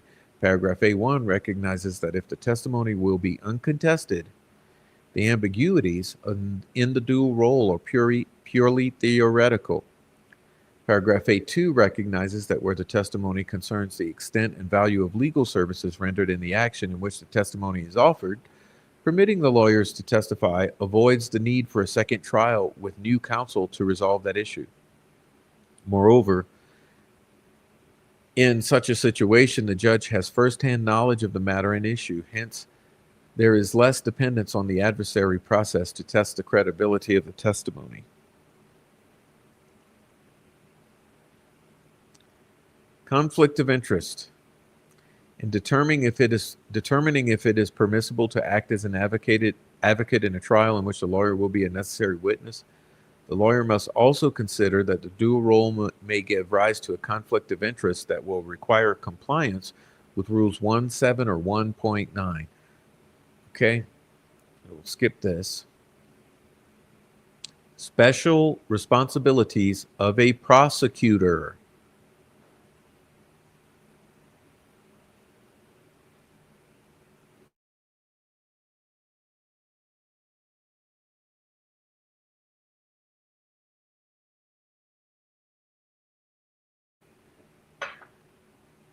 The prosecutor in a criminal case shall which means must, refrain from prosecuting a charge that the prosecutor knows is not supported by probable cause. The prosecutor must make reasonable efforts to assure that the accused has been advised of the right to, and the procedure for obtaining counsel has been given reasonable opportunity to obtain counsel. The prosecutor must not seek to obtain from an unrepresented accused a waiver of important pretrial rights, such as the right to a preliminary hearing. The prosecutor must make timely disclosure to the defense of all information known to the prosecutor that tends to negate the guilt of the accused or mitigates the offense. Hey, that's one for you guys. Okay, so let's back it up here. It's 3.8, right? 3.8D. 3.8D. This is important in terms of Nicholas McClellan. Okay, Stacy? A prosecutor must make timely disclosure to the defense of all evidence or information known to the prosecutor that tends to negate the guilt of the accused or mitigates the offense. In connection with sentencing, disclose to the defense and tribunal all unprivileged mitigating information known to the prosecutor. That's another one. Except when the prosecutor is relieved of this responsibility by a protective order of the tribunal. A prosecutor must not subpoena a lawyer in a grand jury or other criminal proceeding to present evidence about past or present client unless the prosecutor reasonably believes the information sought is not protected from disclosure by any applicable privilege. The evidence sought is essential to the successful completion of an ongoing investigation or prosecution, and there's no other feasible alternative to obtain the information.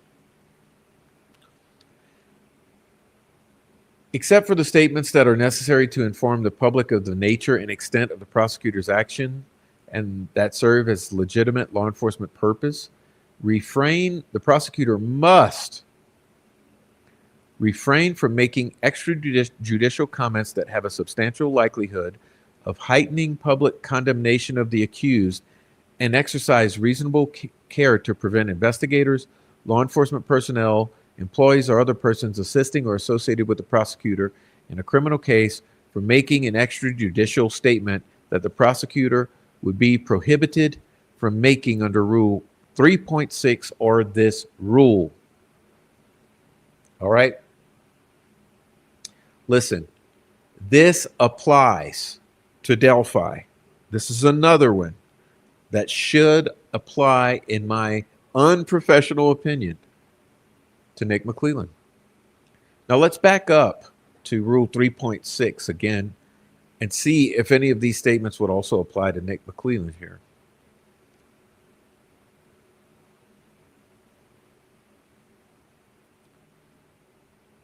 Prejudicing a proceeding.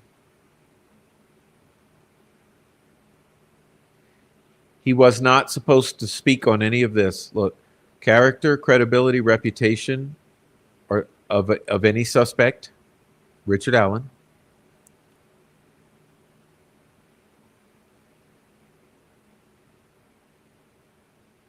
Any opinion as to guilt or innocence of Richard Allen.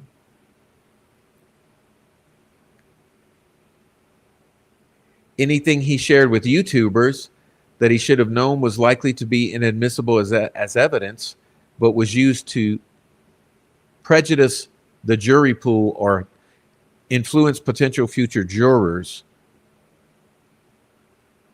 Okay? So we know, listen, we know absolutely, we know that this whole thing was a psyop with Richard Allen. I'll talk about that shortly. We'll skip over the commentary. And, well, actually, let me go back.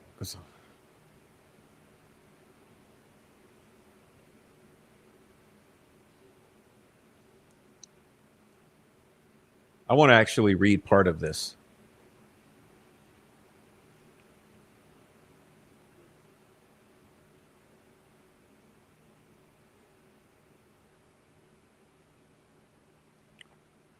All right. So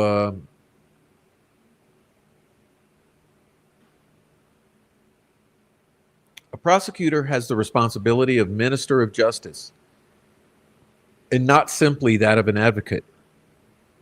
This responsibility carries with it specific obligations to see that the defendant is accorded procedural justice and that guilt is decided upon the basis of sufficient evidence. Applicable law may require other measures by the prosecutor, and knowing disregard of those obligations or systemic abuse of prosecutorial discretion could constitute a violation of Rule 8.4. We'll get to that in the next episode. Rule 8.4 covers misconduct. All right. In some jurisdictions, a defendant may waive a preliminary hearing and thereby lose a valuable opportunity to challenge probable cause. Accordingly, prosecutors should not seek to obtain waivers of preliminary hearings or other important pretrial rights from unrepresented accused persons. Paragraph C does not apply, however, to an accused appearing pro se with the approval of the tribunal, nor does it forbid the lawful questioning of an uncharged suspect who has knowingly waived rights to counsel in silence. The exception in paragraph D recognizes that a prosecutor may seek an appropriate protective order from the tribunal if disclosure of information to the defense could result in substantial harm to an individual or to the public interest. Paragraph E is intended to limit the issuance of lawyer subpoenas and grand jury and other criminal proceedings to those situations in which there's a general or genuine need to intrude into the client-lawyer relationship. Paragraph F supplements Rule 3.6, which prohibits extrajudicial statements that have a substantial likelihood of prejudicing an adjudicatory proceeding.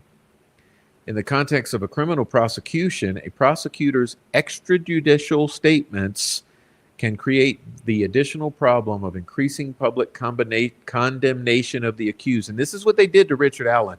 Let's be absolutely clear. This is why McClelland and Judge Gold's office, through Jody Williams, was communicating with the prosecution-friendly YouTubers. Have you all forgotten about that? Have we forgotten that Nicholas McClelland and Judge Gold's office, through Jody Williams, was communicating with certain Delphi YouTubers in order to give them inside information that would prejudice them and help them influence the jury pool and the public sentiment by increasing public condemnation of Richard Allen? And let's be honest here, it's even another level of psyop, which is that I've said many times before. Don't you understand that the reason that he was paraded around the way that he was paraded around, like Hannibal Lecter, remember, with all of the guards, with all of the with the leash, the shock vest, the way he was bound. Look at the difference between the way Brian Kohlberger is brought around, and look at the way that Richard Allen was brought around and paraded around. He was paraded around like Hannibal Lecter intentionally, because that was all a psy-op. Okay, it was to increase the public fear, condemnation, and sentiment in the negative overall towards Richard Allen, to make him look like a monster. Okay?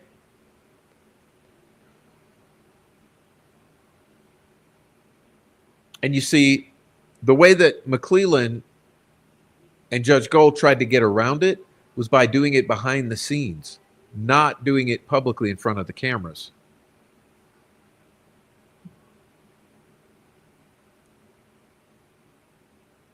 Okay?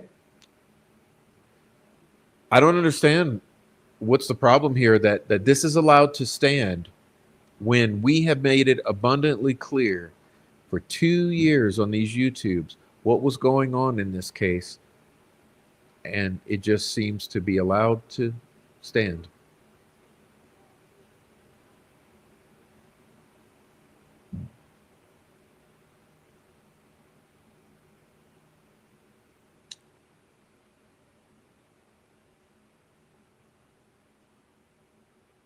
Anyway, let's finish off with this. Let's finish it.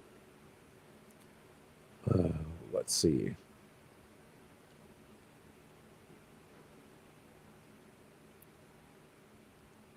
Although the announcement of an indictment, for example, will necessarily have severe consequences for the accused, a prosecutor can and should avoid comments which have no legitimate law enforcement purpose and have a substantial likelihood of increasing public opprobrium of the accused. All right?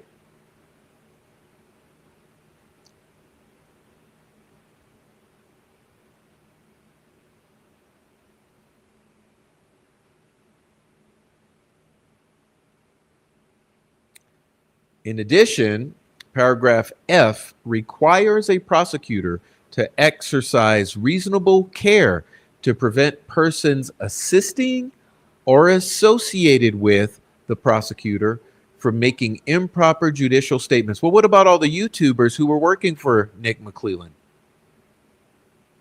Even when such persons are not under the direct supervision of the prosecutor. Ordinarily, the reasonable care standard will be satisfied if the prosecutor issues the appropriate cautions to law enforcement personnel and other relevant individuals. Rule 3.9, advocate in non-adjudicative proceedings. A lawyer representing a client before a legislative body or administrative agency in a non-adjudicative proceeding shall disclose that the appearance is in a representative capacity and shall conform to provisions of rules 3.38 through C and 3.4A through C and 3.5. Okay, and we'll skip that. It's irrelevant to our cause here. Okay, so with that being said, what we're going to do is remove this.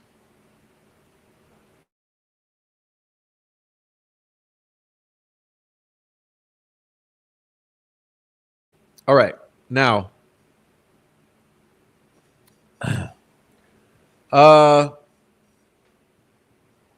let's be clear here. The public needs to know that not only was Judge Gold's office engaged in secret, behind the scenes communication with YouTubers, Redditors, and Facebookers in order to influence the outcome of this trial, so was the prosecutor himself. There are receipts for it. Okay, there were everything that I am stating, there are absolutely receipts for it. They've already been shown to you. Myself, Joe Lewis, other creators have shown you the receipts. So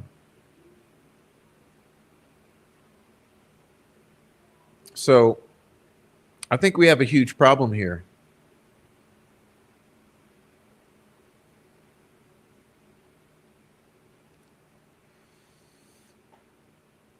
And the problem, in my opinion, is very simple, that this has been allowed to stand.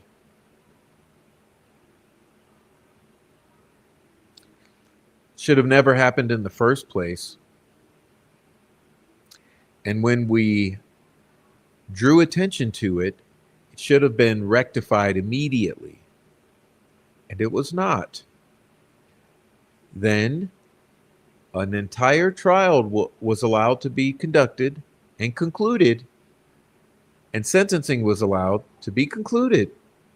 And remember, that entire contingent got their asses up on a stage, and they did the post-conviction or post-sentencing press conference. Okay, they did the post-sentencing press conference, in which they all lied. They all shamed the public for the public's opinions on the entire thing. And they threatened the public. Quadrupling down on their bullshit.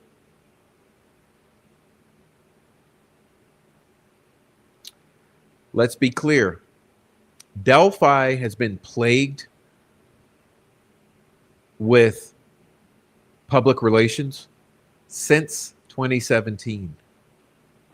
Okay? Since 2017, Delphi has been plagued by a comprehensive, sinister PR campaign. All right? Why do you think that this entire anonymous monster on the bridge was even created for you? And this entire narrative, I've said so many times since trial, don't you find it odd that the exact scenario that Nicholas McClellan came up with to present as his theory of the case that was used to railroad and wrongfully convict Richard Allen? Don't you find it odd that that was the exact theory of the case that Gray Hughes had created with the family? Going back years, the exact scenario, the exact theory, pretty much the exact timeline. Pretty much a carbon copy of Gray Hughes's Becky Patty, Kelsey German theory is what Nicholas McClellan decided to run with as a prosecution on zero evidence. If anything, using witnesses who were misrepresenting the truth to the jurors, to the judge, and to the public at large.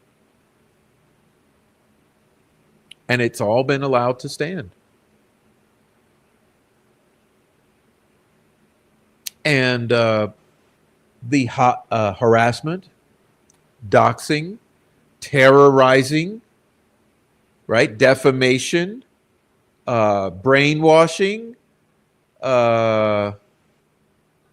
gaslighting, narrative control, it's still continuing to this day.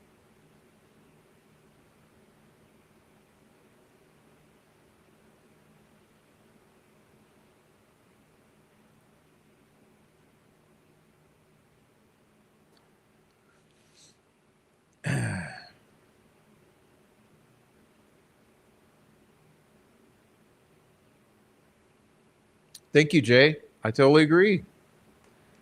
I also agree. I don't know who it was earlier, but who was it earlier that made the statement, may have been better if Libredo and Scrimmin had remained on the case? Who made that statement? It's pretty nice. Why did the defense waive their speedy trial rights to get more time to present their case, only to use a couple days and fuck off? Yeah. You rested early? You didn't present anything close to a real defense? I mean, it's a fucking joke.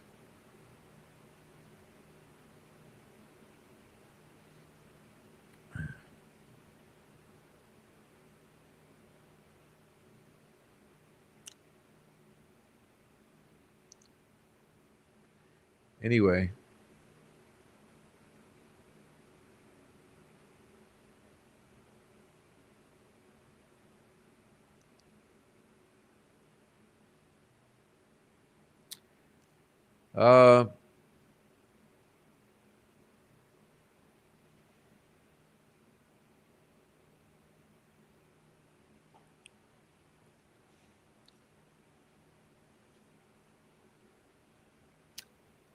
I think I'm pretty much done. I'm still not feeling my best, and my throat is still a little sore.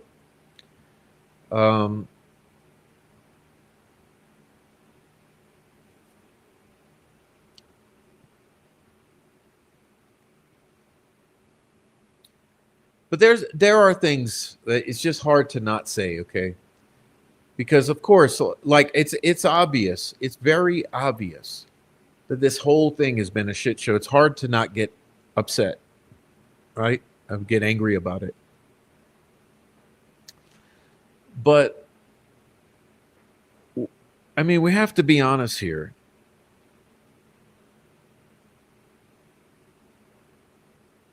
There's so many things that just don't make sense.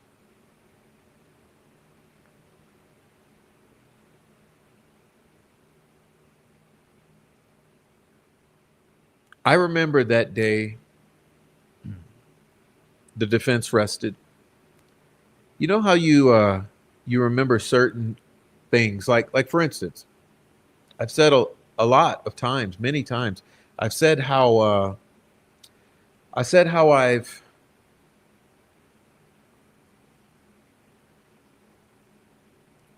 said how that day that they announced the arrest in the Delphi case, how I jumped up with joy because I remember I'm looking at the TV and then I see on there arrest made in the Delphi case, and I jumped out of bed.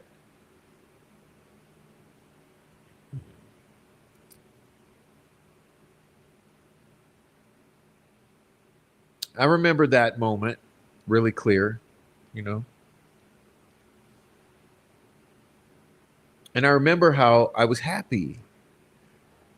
And then as time went by and we learned more and more, that happiness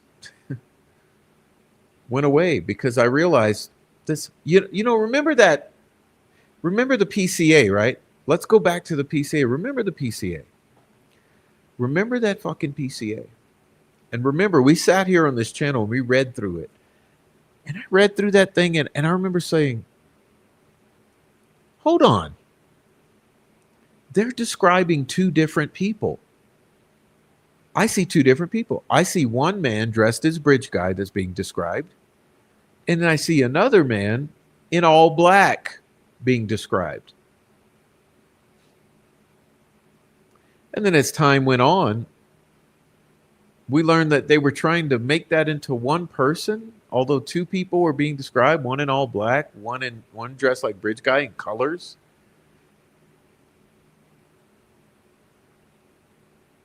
And none of them seemed to be Richard Allen because tall and muscular, tall and muscular, tall and muscular.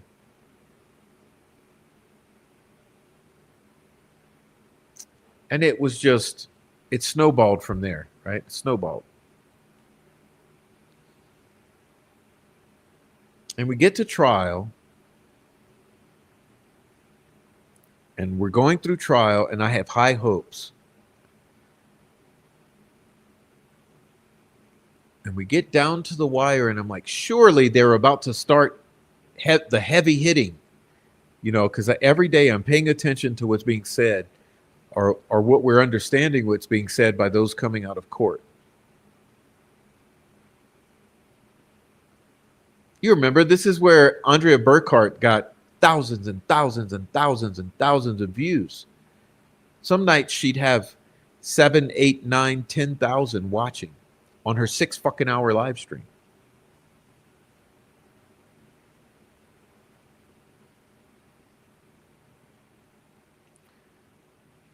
And I remember thinking, surely this defense is about to start really hitting the ball out of the park. And on the very day that I thought that they were maybe going to start really presenting a defense, the announcement comes, they've rested.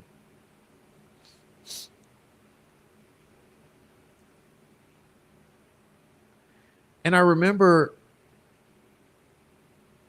being here, and at this time, this desk here that I'm at was against that wall. I remember sitting at that desk, and I think I wanted to punch through that wall there.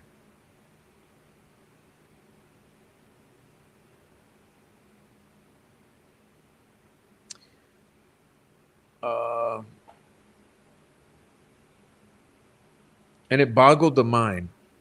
How on earth could they be resting when they haven't even begun to present a defense?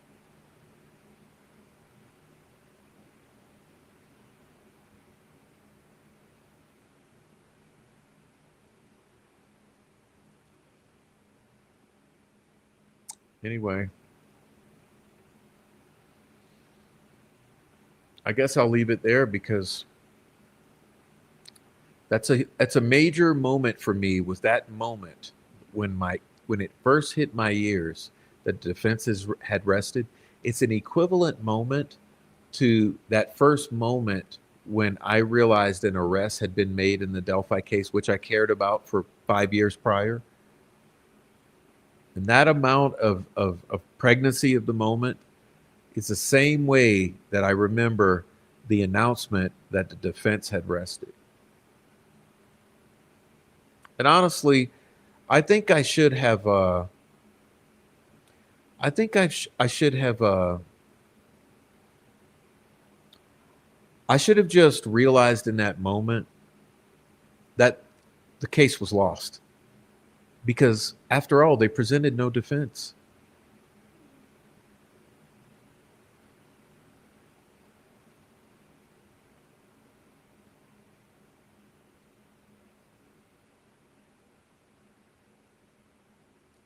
And like I say, I compound that with all that I said before in the introduction, how we handed everything on a silver platter. We handed everything on a silver platter to the defense investigators, to the defense, and to the public. Like I don't think people understand what I was doing. So let me say what I was doing.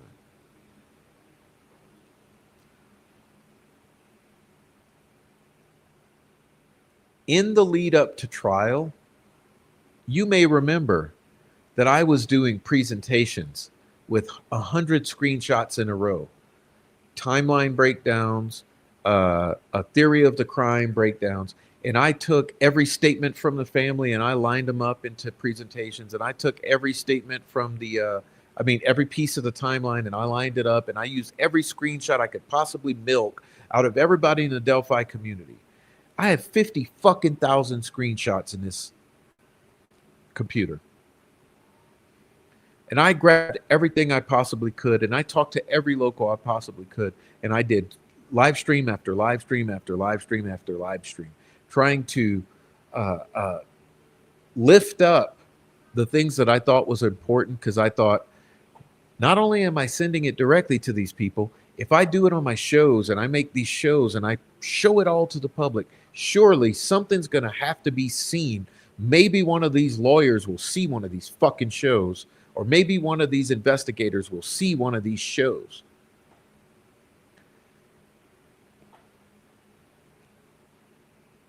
And I was right. In a way, I was right in that there are a couple things, like I've mentioned.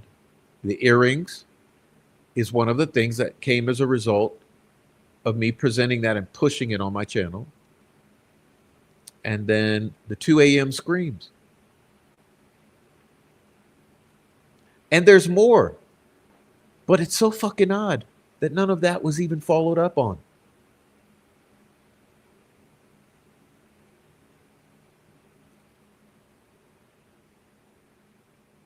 And here we are. And I discovered today something that I may not be perfectly right on this or wrong, but it's interesting. Yes, there's a black belt. There's a black belt.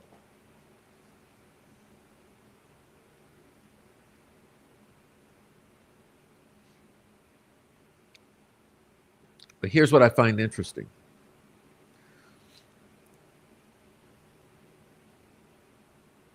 A large portion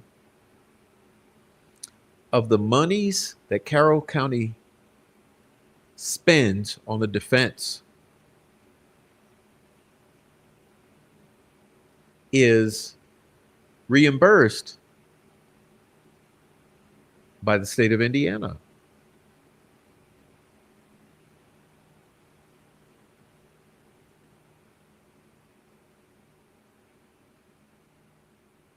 So when you're looking at those figures and it looks like a lot of money,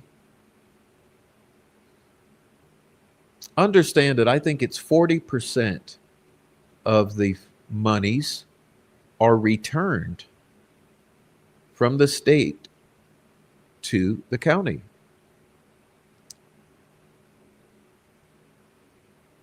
So how much did that county really spend at the end of the day? And how much have they brought in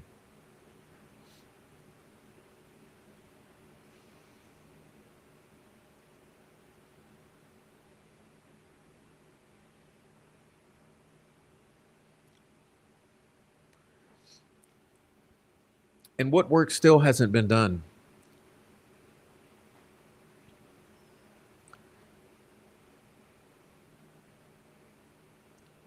Why wasn't the work done in the 2 years prior to trial?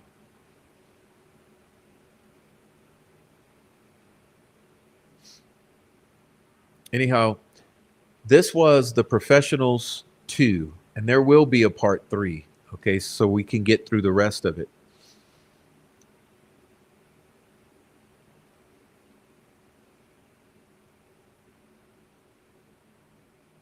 Anyway, please do support the channel. You see scrolling here, we have, there is the Cash App, which is called Cash App backslash Coffee for Prof. And there's a Buy Me a Coffee, which is Buy Me a Coffee backslash The Prof's Crew. Please support the channel or hit a like, super chat, super thanks, whatever you want to do. Please support the channel. And also, if you're on the replay, which sorry we didn't get you here in the live stream, but if you happen to see the replay, please leave some comments down below, because I always love the comments as they roll in. And boy, do we have some juicy comments. We're going to be talking about the comments at a future point, by the way. It's something I want to talk about, but anyway, I want to look at a few of these chats, and then we're going to get out of here. Okay. Then there's Amy sharing the support pathways. Christine says that town, even before the murders, got major grants for renovation. And you walk down the side streets and there's holes in the brick walls.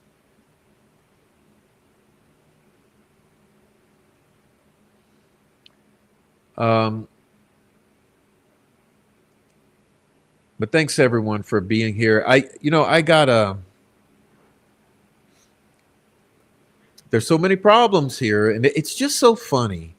It's so fucking funny that everyone on the internet will look at people like me and they'll say, Prof's the problem. You're the problem. The person on the internet drawing attention to the problems is the problem.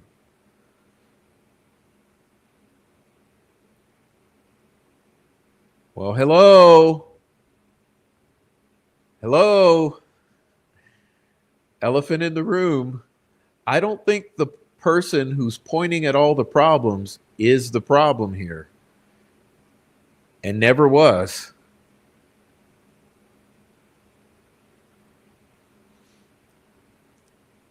But I appreciate you all for being here. You're also not the problem, because you care enough to watch and then care and keep an eye on it. Okay. So I will be back. Hopefully, in the next weeks, I will have a lot of improvement, because I'm telling you, I don't want to talk about it publicly, but I'm having several lines of therapy and medications. So I should be getting better. That's what I'm intending.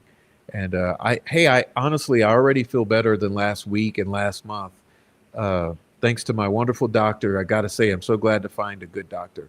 So with that being said, I'm out of here. Let me see. Hey, Christina, thank you for being here. Dom S, thank you for being here. Sweet Dude Shibby, thank you for being here.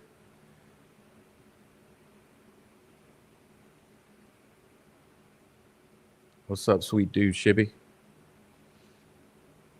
Thank you, Rhonda, for being here. Also, Christina, Mino, Swade Smith. Well, my doctor said don't talk too much for the next week, but I'm doing it anyway. But I'm just about done all I can. Okay. Good night, Nicole. Good night, Christina. You dragged them down that effing hill and you killed them. Hey, Heather. Thanks for being here and supporting me, Heather. All right. So I'm out of here. My throat says I got to go. Love you. Tonight was Delphi the Professionals 2. We'll see you in part 3, and we'll be finishing up these Indiana rules of professional conduct for the lawyers. Okay. I'm out of here. All right.